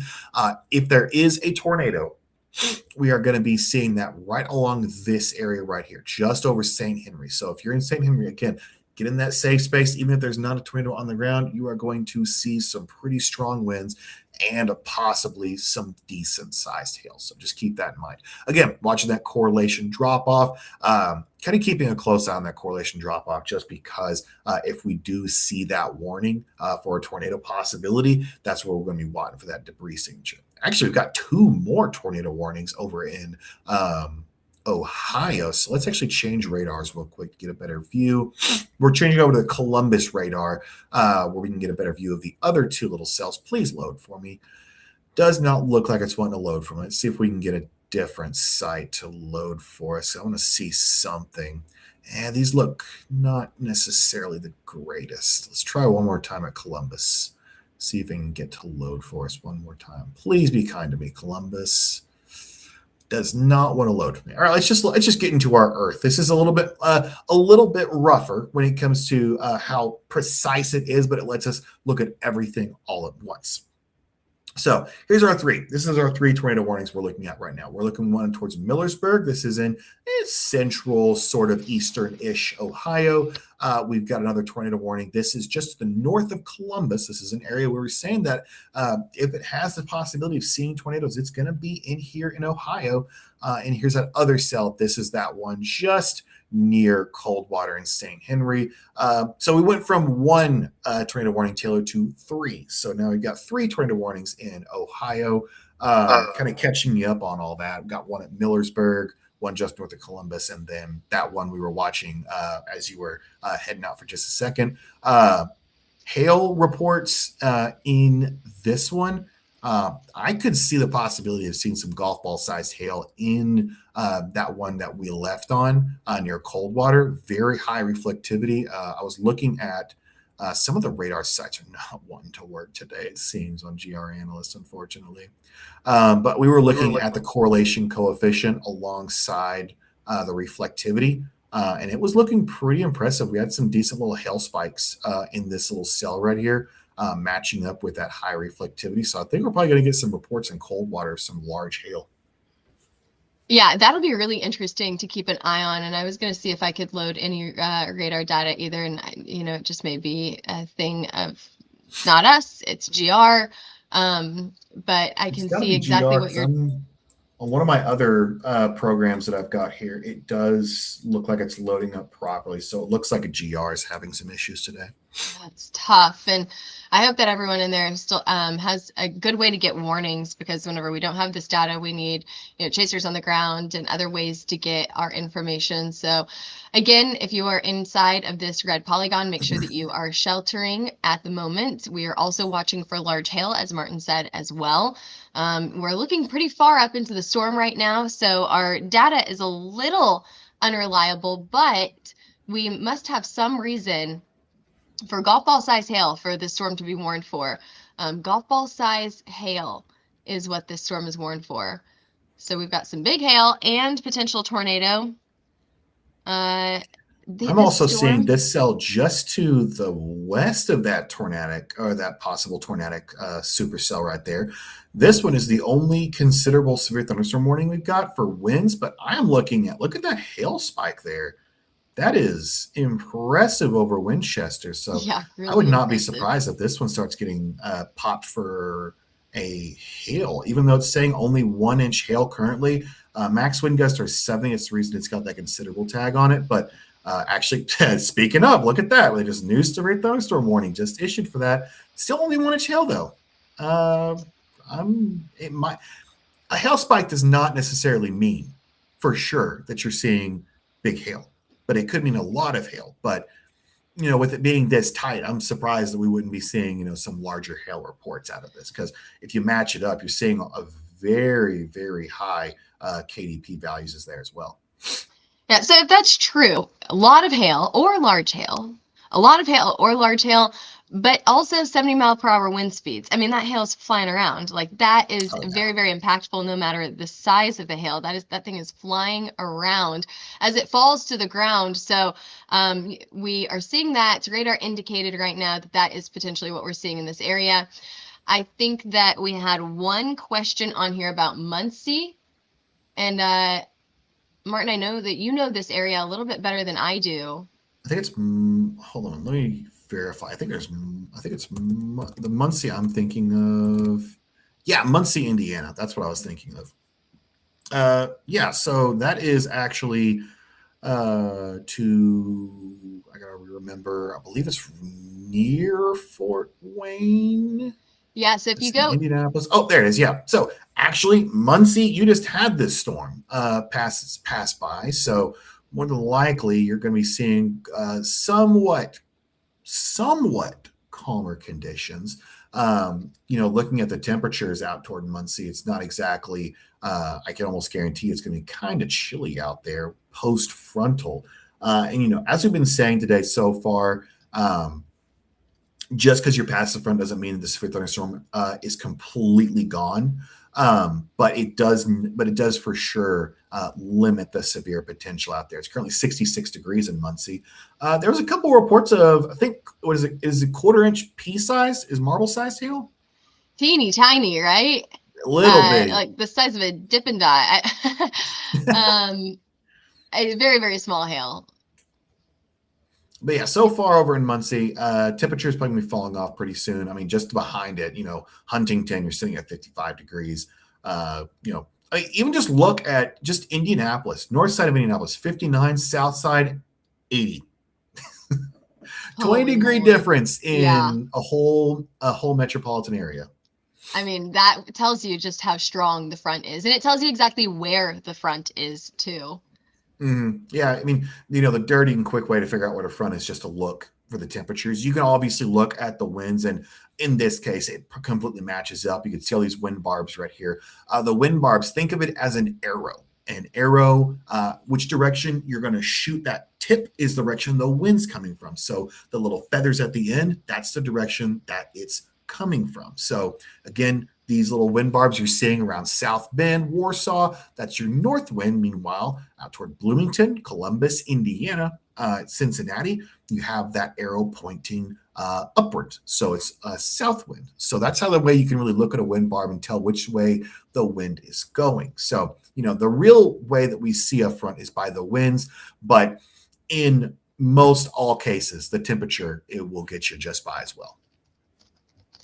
We have our official first 2-inch report, hailstone report of the night. I don't know if this popped up late. I haven't seen it yet. And Martin, I don't know if you've seen it either, but I did want to note because I haven't seen it at least, or haven't talked about it. 2-inch hail report. Picture of hailstones measuring 2 inches in diameter in Holgate. I hope I'm saying that correctly. Ohio. 23, 24. That would be an hour ago. Yeah, I know that I'm rolling this by to see maybe if we came can in a little bit find it. late, but I'm just seeing it right now. Mm-hmm. Oh yeah, that right there is it definitely looks like a late report. Because if you go back, because we would have seen a 2-inch report. Yeah, over at Holgate, you can see as that passed by, there's that 2-inch hail report right there that moved through, and we were watching this pretty closely as it was getting through Bowling Green. I remember, I think that's where we're at. Yeah, we're near Bowling Green. I was watching this one pretty closely, so we would have seen the 2-inch hail report because you can see how much darker that red is right there for the 2-inch report. So, hey, first 2-inch hail report of the night. We are officially at hen egg sized hailstones. That is the largest that I have seen so far, is that 2-inch hail report. So I'm trying to find a photo for you guys, and I'll continue to be looking, trying to look and see if we can pull a photo for you guys for the largest hail that we've seen all night. But as always, send us your photos of, tag us in your videos that your friends post as well for different hail and wind reports, because that always helps us while we're doing this live.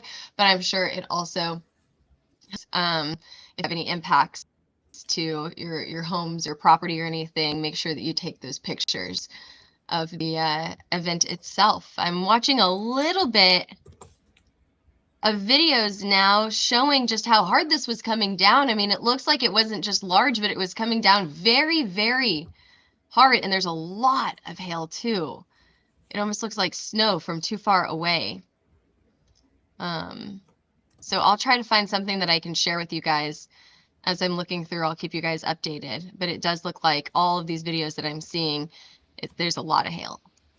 Iker, we're going to need a state for Willard. I found a Willard in Ohio, Indiana, and Illinois. So we're going to need a state to give you an exact idea on where we're looking at for you. Niles, I know where Niles is at. I've been there. Niles is a nice little town. Northern Indiana, that's where Niles is at. Actually, sorry, not Northern Indiana. Very, very southerly southwest Michigan. Apologies, we're not in Indiana. But again, when you're looking at Niles, same thing for the rest of the South Bend area. You're seeing a little cluster of storms actually moving over right now. The most recent couple frames, just to the south. Again, South Bend seeing that. Plymouth. It's not really stretching up to Niles and Dowagiac, so it's really seeing most of that cluster of thunderstorms down south. But like, look at Lake Michigan.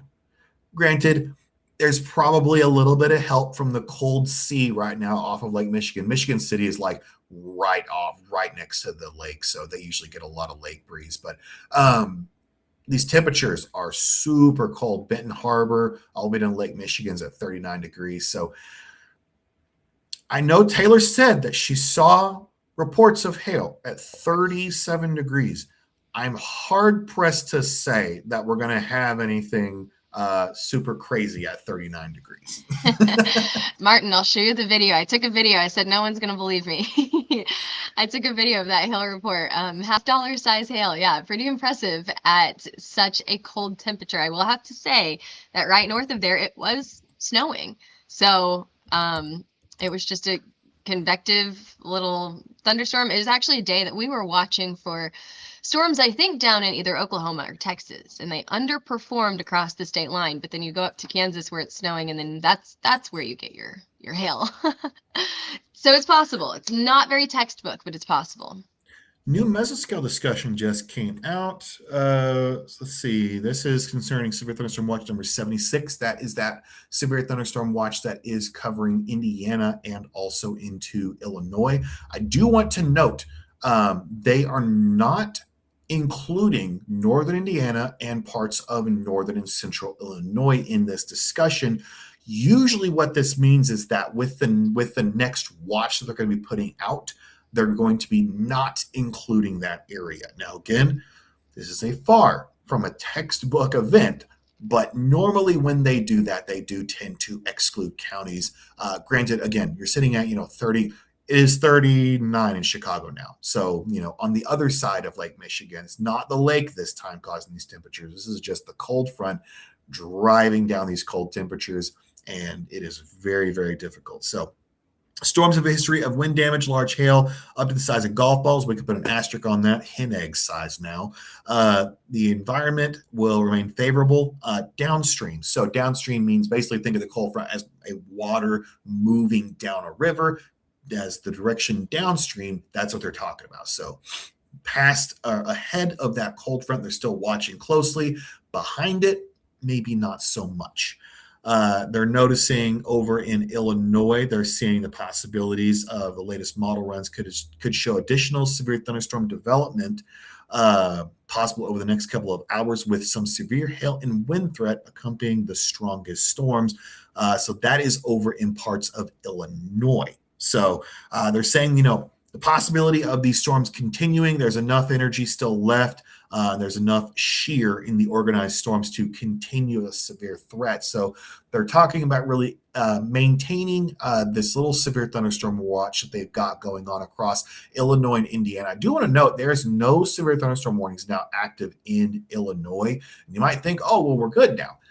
Now there's no storms that are really tapping into that environment, so they could have some re-engagement. And as Taylor was mentioning a few hours ago, we could see redevelopment of these storms because they have all this open air. They can, the plant has the ability to grow, so they can move and gain a bit more of that strength. So most of the current storms we're watching is in that tornado warned area and a little bit of Indiana as well. It's really the biggest watch for us right now, but we're not going to keep away from Illinois just yet, just because there is still that possibility of redevelopment later on this evening. They're saying up until 3 to 4Z, so that's, I believe, that's 10 p.m., I think.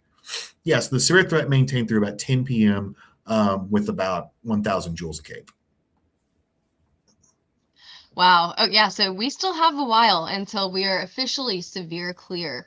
We are still watching for those storms to continue with this severe threat and even redevelop farther back to the west. And that's possible. I do see, and I think that you've already mentioned this, Martin, but we have more counties included in that severe thunderstorm watch now, including Quincy. So we'll see if it makes it all the way down to St. Louis. I know we've gotten a lot of questions about St. Louis over the last little bit. We'll see if it makes it all the way down to St. Louis. I do want to give a little bit of an update on some of I told you I was looking at photos and videos on social media and things that were sent in to us. And so I'm going to share with you some of these videos right now. Let's start with Bloomington, Illinois. Here's a look at what was going on earlier today in Bloomington. Now, I don't think that we have okay, now we definitely had larger hail than what you see here. I'm going to go back and I'm going to try to find Bloomington on here, and I'm going to try to find our largest hailstone that was reported in Bloomington. It was one of our earlier storms, just right as we were seeing the spike from just a general severe thunderstorm all the way to more impressive hailstones. Let's see. Okay, 1-inch size hail. I think that was the largest hail that we saw in Bloomington, and that happened earlier on this evening, about 2 hours ago, maybe an hour and a half ago. So this is views from Bloomington. Yeah, I have it on the side here. You could see that last couple of frames. There was 1-inch hail report. So right that is that severe hail that we were mentioning earlier. Yeah, as that severe thunderstorm came through, we had several 1-inch hail reports. So yeah, again, and there's a lot of hail. You can tell from that video. I mean, it's not just a little bit of hail. There's a lot of hail there. Plenty of that hail. It's almost looking like snow. And like we were saying, just watch these temperatures really just tumble. We go from 87 in one frame to 70 to 61. Now we're sitting at 55. So the hail might stick around a little bit. But yeah, Bloomington easily saw 1-inch hail reports out of this system versus what we saw there. But again, like Taylor said, a lot of that sub-severe hail was falling. Uh-huh. Yeah, a lot of it. So I'm looking now at some of our areas. Okay, Bryant got some decent hail as well. A lot of hail there. And it does look like at times it's blowing to the side. And very, very often do you get those larger stones in there. So let me see if I can share this with you guys. And then I'll report back as we are continuing to report on things. We're going back and we're looking at old storms from a few hours ago saying, okay, this happened a few hours ago. Can we get some confirmation on exactly what happened in this area? So it's always important that you guys can tag us in your hail videos and pictures and everything that you see on social media, because it does help us out a lot. Newcastle, we had an ask about Newcastle, Indiana. That is directly east of Indianapolis. So you're still in the warm sector, 77 degrees. You probably could see some redevelopment of those storms pretty soon. Things have kind of chilled out a little bit on the, upstream side of this system. So, there's a little cluster here, but there's no severe thunderstorm warnings, but redevelopment could easily happen. So if you're over in Newcastle, just keep an eye out, really until the temperatures, I say that as a severe thunderstorm warning pops in on upstream. Man, I don't know if it's me or You got good timing. I guess it's either the best timing or the worst timing. So I guess we'll just go over what we're talking about it, because this is it's a very long severe thunderstorm warning too. So that's saying that the speed is very fast, moving at 60 miles an hour. Yep, it is. It is moving east, got not for wind, but for 1-inch hail. Looks like, I don't know if that was a recent report. No, it was not a recent report. Okay, that was a old report over in Vicksburg. So 1-inch hail looking like it's possible. Some of our integrated models are saying 1/2-inch hail right now. I could see 1/2-inch hail. I could see 1-inch hail with this, honestly. But moving its way, looks like it's going to go to an area that's just north of Indianapolis.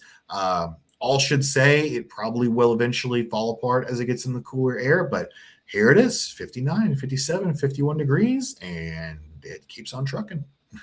Keeps on trucking. These storms, I mean, they're elevated right now. So for everyone who is watching this and they're saying, these storms, we've talked about the severity of them. What are our biggest risks? It's going to be a hail and a wind risk.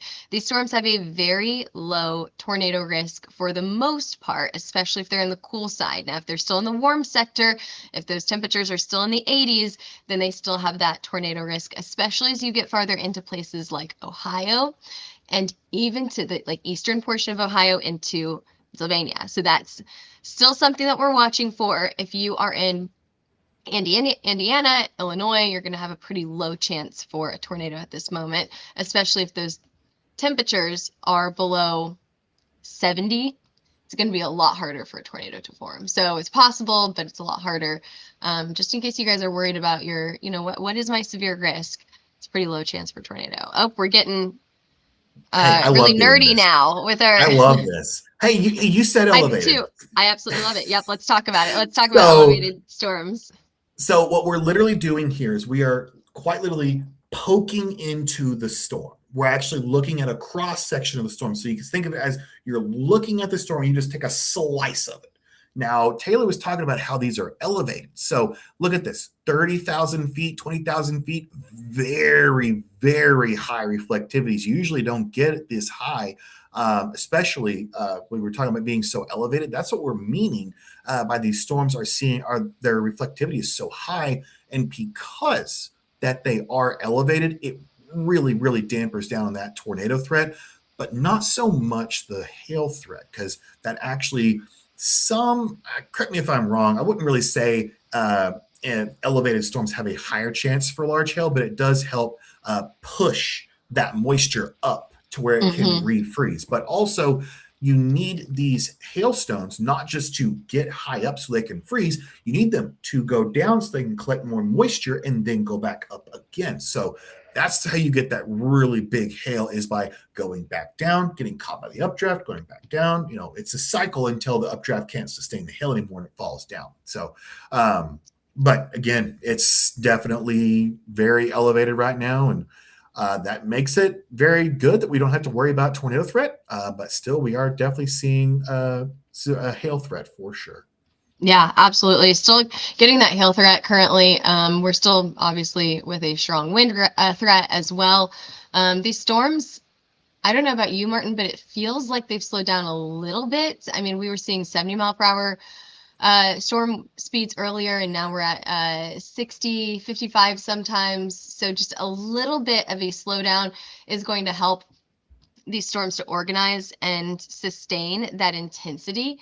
So I think that that slowdown has absolutely helped with that intensity. I'm looking here, 50 miles an hour moving to the east, 65 miles an hour moving to the east. We do have 2 tornado warnings at the moment. So those are both in Ohio. Minster, a report of And poles Marion. down in this area that's in a tornado warning. I think this may be in Chickasaw, Ohio. So we're getting some damage reports as well. Very interesting to get a tornado warning whenever it is 55 degrees out there. And I know that we've said that before, but it's very interesting, right? It's still baffling. Man, GR analyst does not want to work for me. Yeah, I mean, getting a tornado warning at 55 degrees, I definitely can say we won't ever see that here in Oklahoma. But I guess it's a different animal up in the Midwest. Oh, absolutely. Well, and you can get tornado warnings and large hail even with those lower dew points as well. You know, here we need dew points in the 60s, maybe 65, maybe even 70. But the farther north that you go, you can get some pretty impressive storms with dew points only in the 50s. I don't know what our dew points are at right now, but I can look. Yeah, 58. 61, it's respectable, but mainly in the mid 50s for most of Ohio Along right the now. front, yeah. Along the front, I'm seeing close to about 53 to 50 degree dew points. So, not insignificant. Like you're not dealing with dry air by any means, but you're also not really dealing with moist air, I guess you would say. Once you get to these, Columbus southwards, you're into like the 60 degree dew points. That's really what most people consider to be the benchmark for severe weather is that 60 to 65 degree dew point. Yeah, absolutely. And that's, I mean, what I would consider it here in Oklahoma, but it's a little bit different up in the Midwest. Mm-hmm. A little bit different. Okay, what questions do we have? I see that we've got some things on the chat. Newcastle, Indiana. I think that we answered that already. Mm-hmm. We went over Anderson and Newcastle. Yep. And then we've got some talk about tornadoes last week. Yeah, that March 10th was quite a day. 2 weeks ago, I guess it was now. Very, very busy day. We were live for that as well. You guys, that was actually Martin's first day at HailTrace, and it was quite a long one. We've chilled out since then. We've chilled out a little bit. Yes. Which really just tells you his commitment to doing live coverage for you guys.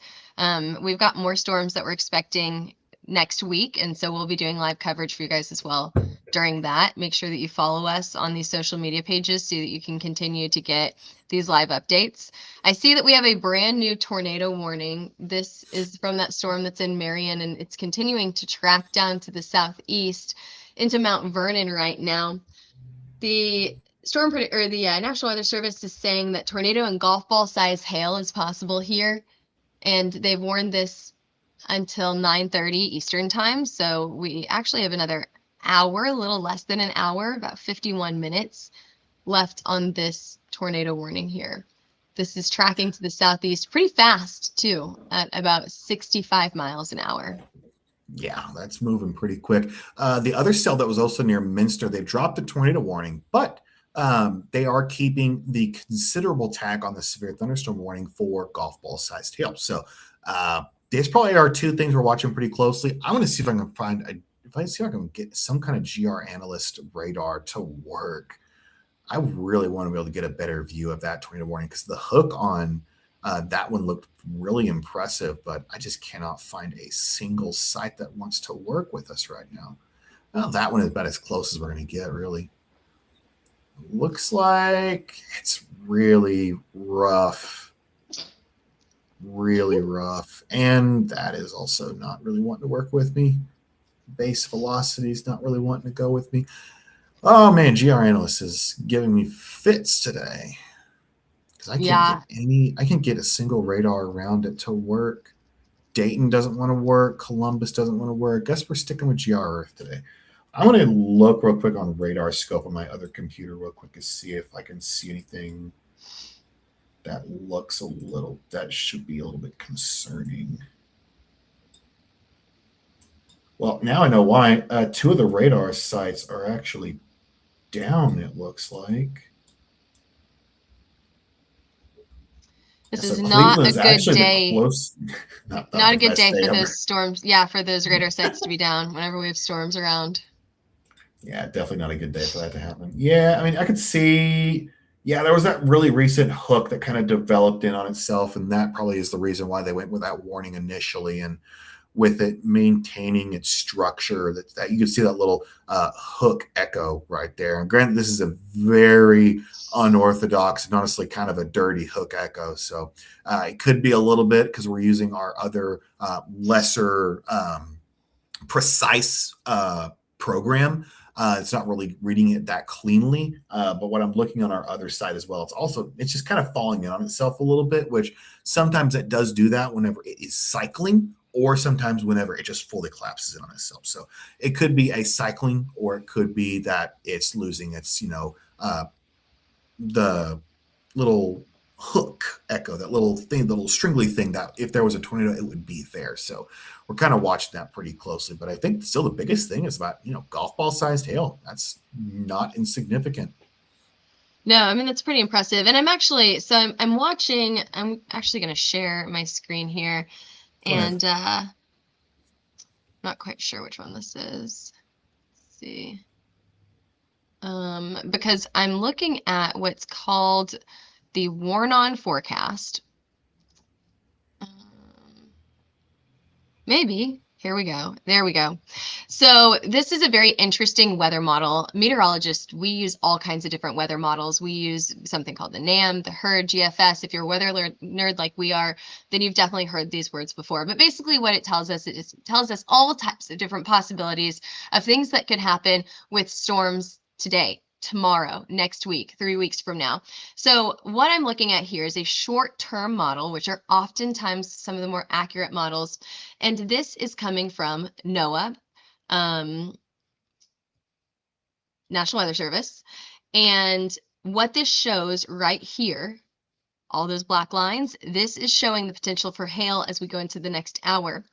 So right now, we're going to look ahead to the next 30 minutes. We still have that potential for hail into the next 30 minutes. So what we're showing you right now with these severe thunderstorm warnings, that potential for hail, that's not going away anytime soon. Okay, this is 0 to 1 hours. Let's go ahead and let's go a little bit farther out, 0 to 2 hour hail model here. Still showing that we've got a pretty decent chance for hail in this area. Again, right through the central portion of Indiana and the central portion of Ohio as we head into the next few hours. We're starting to shift out of Illinois, however, not seeing that promising hail threat in Illinois at the moment, at least from this model. Let's go ahead and let's switch over from hail to tornado. So here's your tornado threat. There's Ohio. It's going to be primarily in Ohio, over the next hour. And yeah, these models are agreeing with each other. And high wind. Yeah, so you're going to see still some strong wind speeds from these storms stretching all the way into the central portion of Indiana, but really, really favoring Ohio. So Ohio is definitely, as it is right now, the place that we're expecting storms over the next hour as well. So we're going to continue to see this trend stay very, very consistent. Things are not changing anytime soon for storms that are in Ohio right now. This means that storms are going to continue as they head into Columbus. So let's actually go back to the radar here and let me show you how close we are for storms to coming into Columbus. I still think it's going to take a little bit for these storms to get down into the city itself, kind of how these storms have kind of set over Indianapolis. over the last hour. So we'll watch these storms for you as we go into the next few hours, because I do think it'll take a little bit for these storms to actually get down into the city itself. We'll have to keep an eye on that. But we're seeing this trend continue. As Martin mentioned earlier, these storms will most likely pulsate. They'll get stronger and weaker and stronger and weaker. And they'll pulsate up and down. And we're still watching for questions in the comments section. So make sure that you're putting your questions in the comments section, and we will keep an eye on that. And I'm going to give you an update on the tornado warning. So this tornado warning goes until 9:30 Eastern time. We've got another 45 minutes left on this warning. Tornado and golf ball size hail are the main hazards here. And it's a pretty decently sized warning. It covers a pretty large area here from Mount Gilead, I hope I'm saying that correctly, all the way to Mount Vernon. This is moving to the southeast at about 65 miles an hour. It's booking it. It's moving very, very fast here.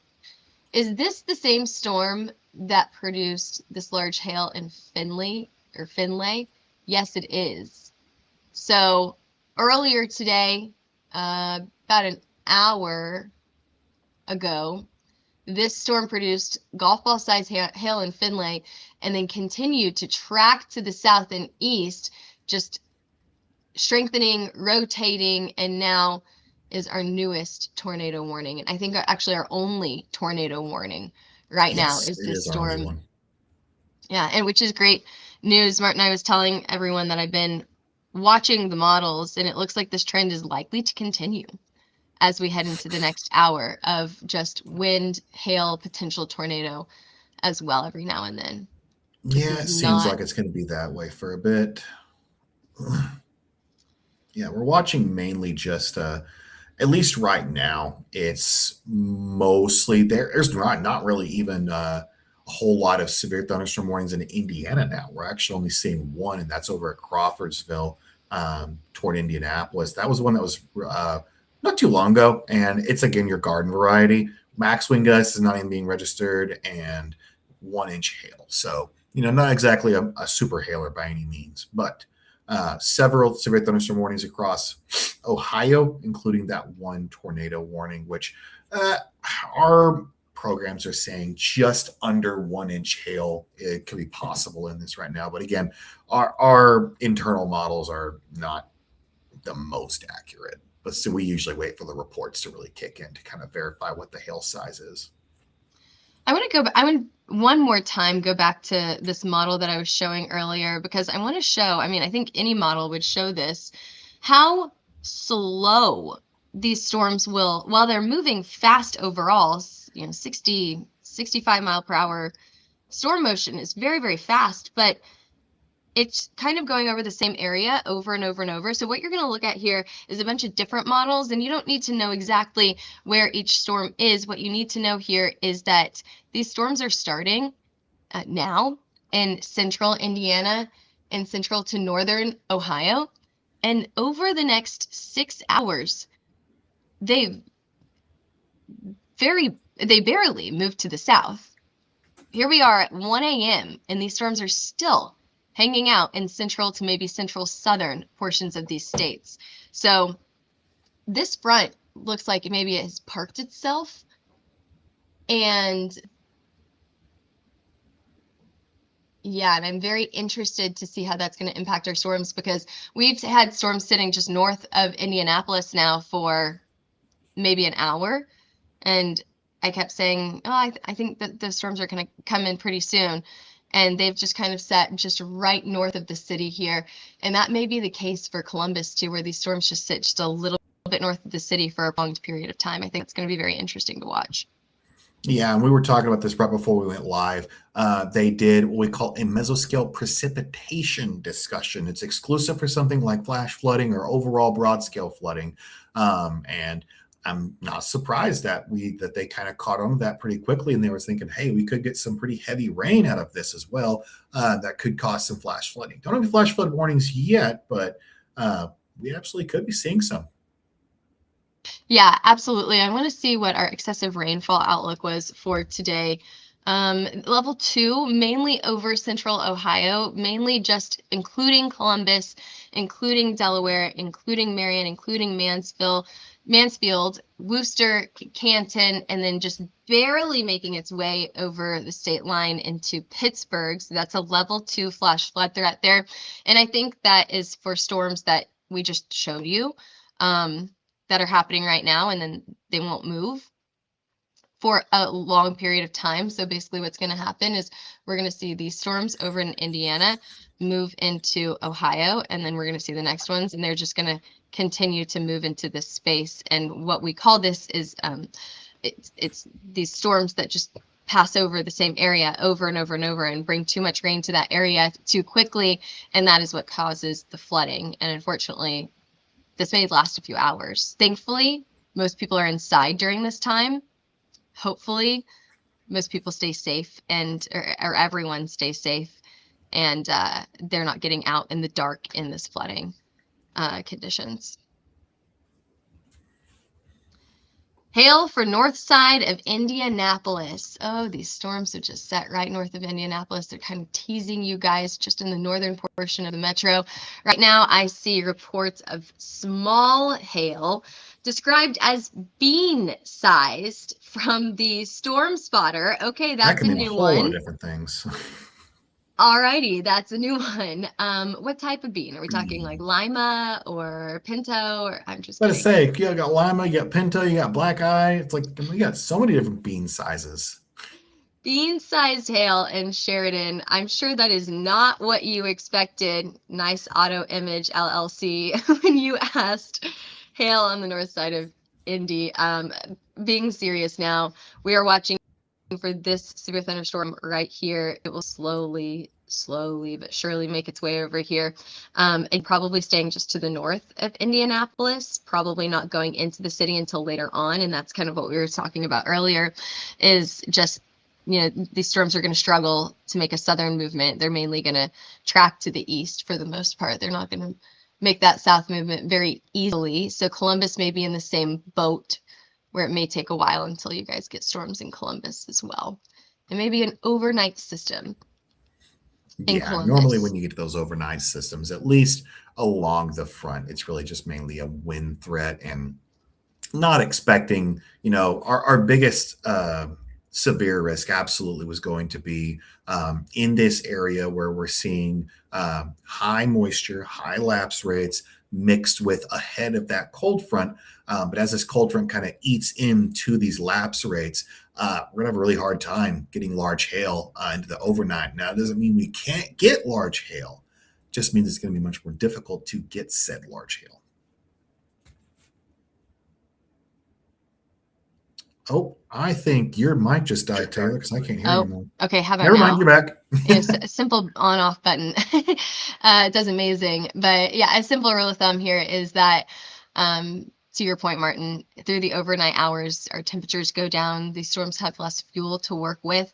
And so that's going to decrease the hail sizes as well, which I think is actually a trend that we have seen just within the last maybe half hour here. We were seeing a lot of reports of golf ball size hail about an hour ago, and now we're seeing closer to ping pong ball size hail, still pretty decent sized hail, but we're seeing less of those reports. There's ping pong ball size hail report in New Philadelphia.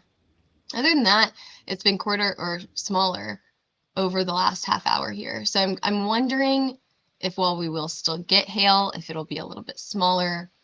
I don't know. That'll be a very, very interesting thing to keep an eye on. We do have some wind ongoing over in Sydney. This is Sydney, Ohio, on the west side of the state. 49 miles an hour wind gust in Shelby, Ohio. That's the county.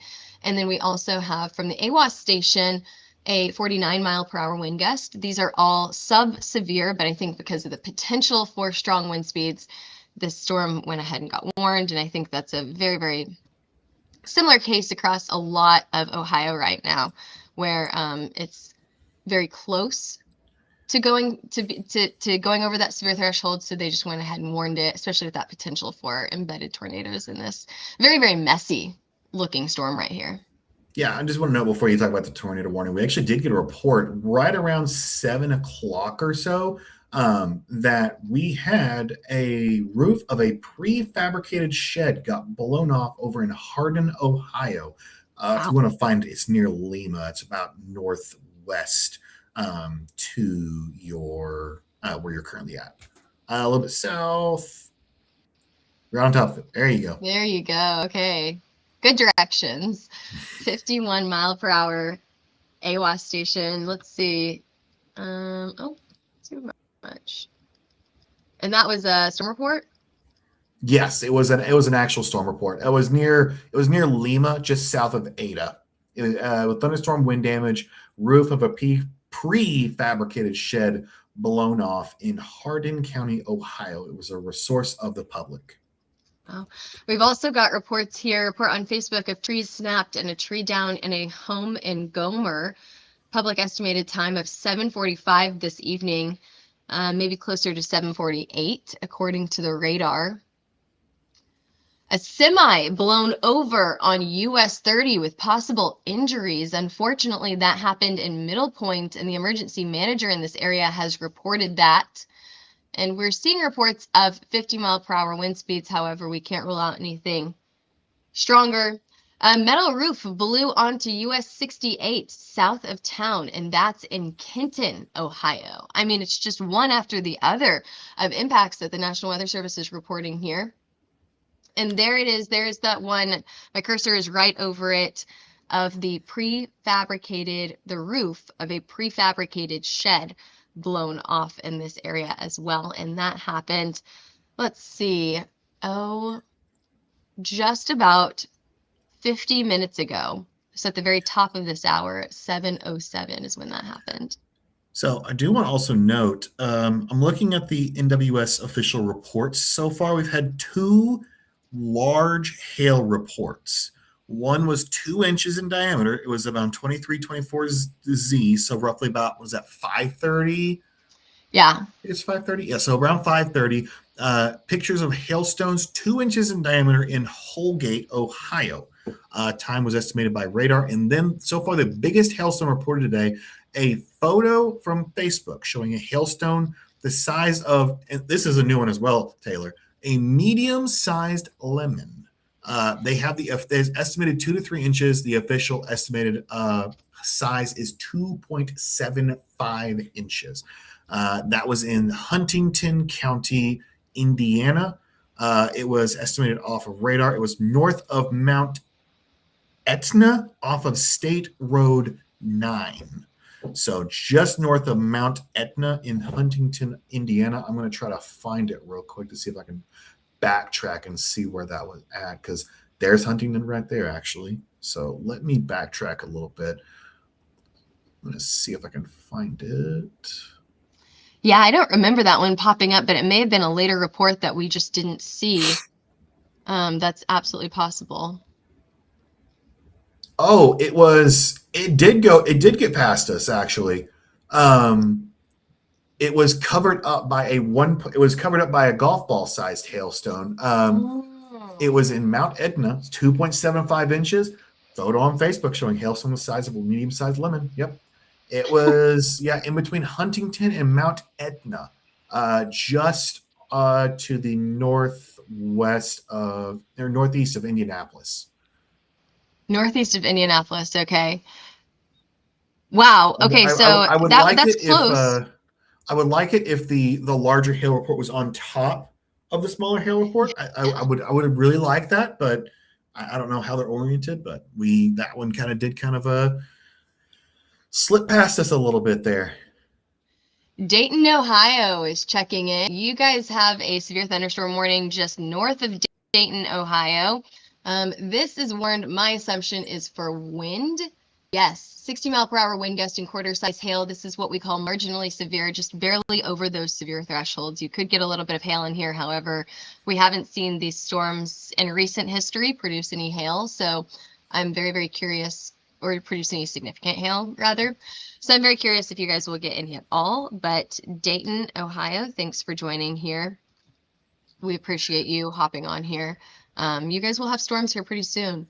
And one thing that I've been seeing now with these storms, Martin, is that we are slowly, we just got a big update from severe thunderstorm warnings. a lot cleared off of the map. So the Yes. National Weather Service is starting to clear those off. And I was actually just, that was where I was going. My point has been made. What we have started to see the National Weather Service do, instead of creating all these tiny warnings, a lot of them that make the map very, very cluttered for you guys, they are now issuing these bigger warnings, which we can see right here, right? Like here's your smaller warning, and then that will be canceled or allowed to expire pretty soon. And then you've got your bigger warning. Basically what that's telling me is that we are starting to form this long line of storms, and that's telling me that we are transitioning from this hail threat to more of a wind threat, from this cell to more of a long line of storms that's going to continue that wind threat through the late night hours. Could we get hail still? It's possible. Will we kind of transition into more of a wind threat and a lower hail threat? I mean, the sun is going down. We said it earlier, it's hard for hail to get above severe levels after the sun has gone down. So here's what we're going to do because of that shift that we're seeing right now. We are going to hop off of here. Martin and I grab a drink of water. We're going to leave. I do want to mention real quick before we end everything, zoom out a little bit, head toward Kansas City. We have a mesoscale discussion for the Kansas City area now. I turned off my meso earlier and I should not have done that. I tried to clean it up a bit. Let's see it.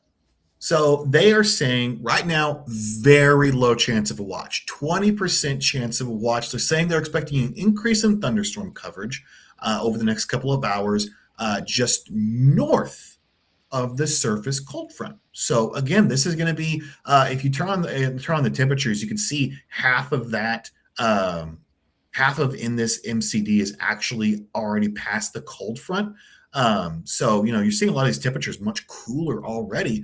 But they're saying, with the possibility of, and this is their words from an NWS, marginally severe hail is possible. This means very few of these storms could pose a risk of, getting just enough energy to push those hailstones high enough to make them quarter-sized hail.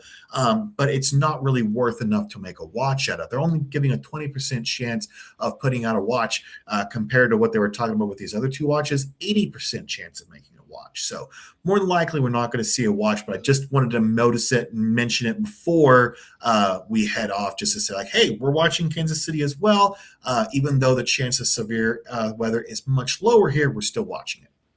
Yeah, absolutely. Well, I appreciate that catch because that's very important. I know they were questioning when are they going to get storms. You could get storms, but as Martin said, it's going to be a pretty low chance for them to go severe, low chance for a watch there. St. Louis, I think eventually here in the next 2-3 hours, you guys will be in the same boat where it's going to be a low chance to get severe storms. However, we'll be watching that for you. And as I was mentioning earlier, we're going to leave the radar up here. And if we see anything significant, especially in some of these bigger cities like Indianapolis or Columbus, back on, and we'll alert you guys of that. But for now, we're going to leave you guys with the radar. We will be also monitoring the comment section, so we can see the comment section over here on the side of the screen.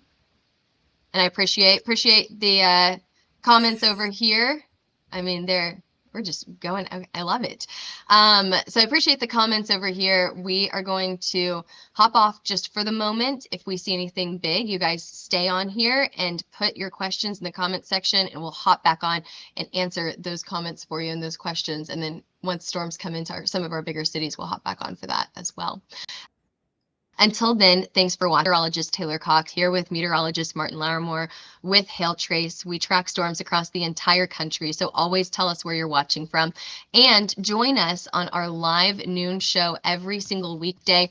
Coming up on our noon show tomorrow, we are going to be talking about, wait for it, drum roll.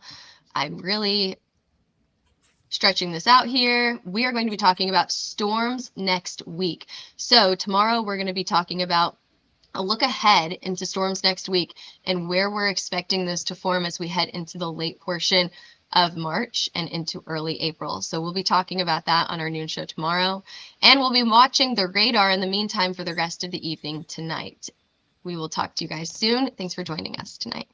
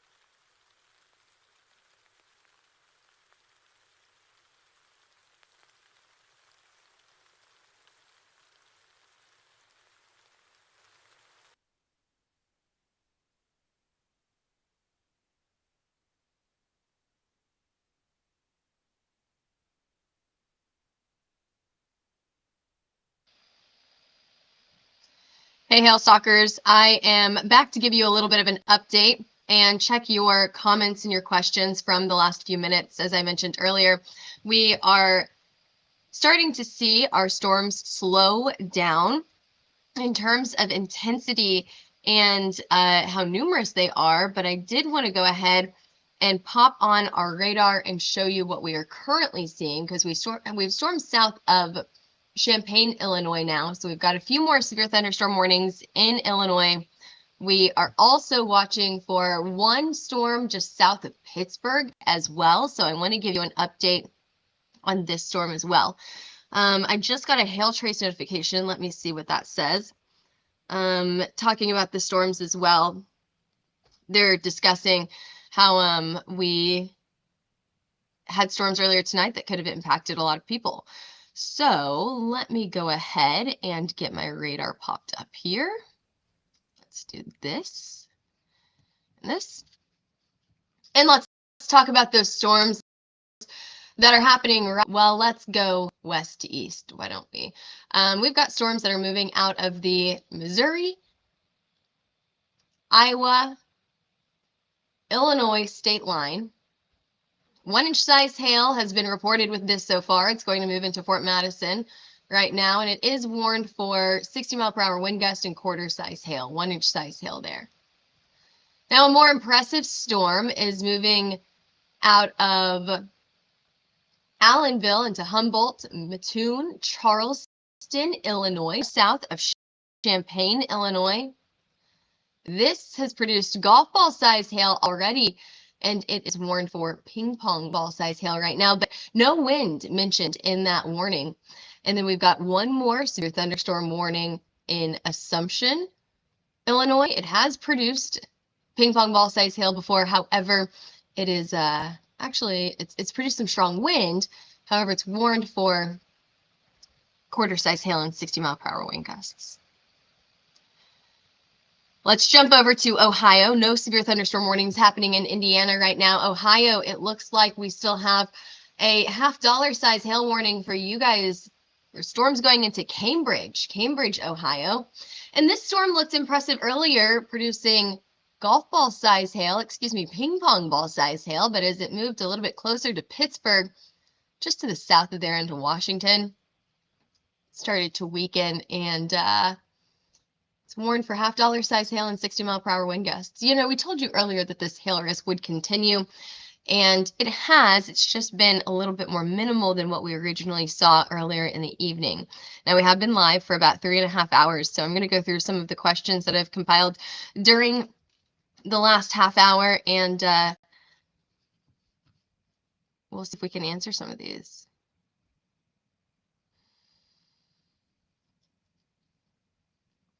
I think it's tapering off, but it's been on and off, so who knows? Yeah, so that's absolutely something that we've been seeing all night long, is that we have been seeing these storms pulsate. So basically they get stronger, they get weaker, they get stronger, they get weaker, right? Few people talking about the severe thunderstorm warning. Indianapolis, a tornado watch. No, it's a severe thunderstorm watch in Indianapolis, and that'll go until late tonight. Midnight is when that severe thunderstorm watch will be done.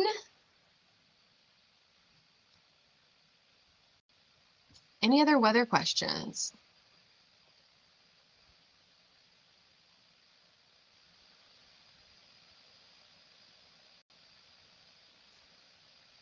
Lots of lightning. Yeah, these storms come with a lot of lightning. I think I've got my lightning turned on so you can see some of these lightning strikes that are detected, and then they're popping up on my map. Not as many lightning strikes just south of Pittsburgh, but a ton of lightning strikes in the storm in Cambridge, Ohio. Any other weather questions here? Well, we appreciate everyone jumping on this evening. If anything else starts to look very impressive in some of our bigger cities, I'll jump back on here. But for now, I'm going to end the live, and we'll do a new live if we see anything else that is noteworthy. I do want to mention Kansas City. This is something that Martin mentioned before we hopped off of here. In KC, there is this area that's circled. is basically the Storm Prediction Center saying that they are saying 20% chance of issuing a severe thunderstorm watch, so a very low chance for that. I'm sure if they see more storms like this, that's up in the north, far northeastern side of the state, we'll probably get a few more watches or a few more warnings. We'll probably get a watch out of that. But I think it's a very, very low chance. We're probably not getting a watch in this area, but we could get a strong storm or two. We can't rule out a warning. It just probably won't be very widespread like things that we saw in Ohio tonight. I do want to also mention that Cleveland, Akron, Youngstown, Worcester, all of these areas are officially out of the tornado threat, out of the tornado watch. So we no longer have a tornado watch in this area. Great news there. And then a lot of us along the northern edge of this risk are officially out of the watch as well. Excuse me. A lot of talking tonight. Is Columbus clear? Columbus, you don't have a severe thunderstorm warning right now, but I would keep an eye on these storms that are going to sit over your area for a while. You are still in a severe thunderstorm watch, so you could still get a warning tonight. It's possible. It's going to be a low chance, but it's still possible.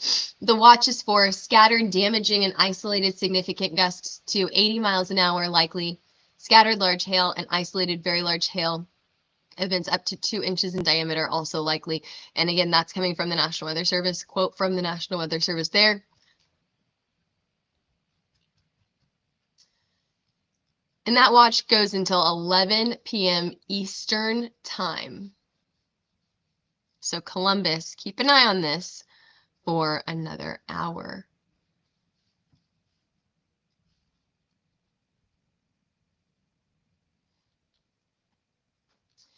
And I think those are all of your weather questions. Thanks for joining us on this very long live forecast tonight. Martin and I were live for about 2 hours. We left the radar on for you guys as well for a while there, and gave us a little bit of a break to reconvene, and then we came back on to give you updates. So we'll be watching it. We'll be posting a lot more. I'm not done for the night. I'm going to be posting a lot more on our social media pages as we go into the late night hours. We're past the evening at this point.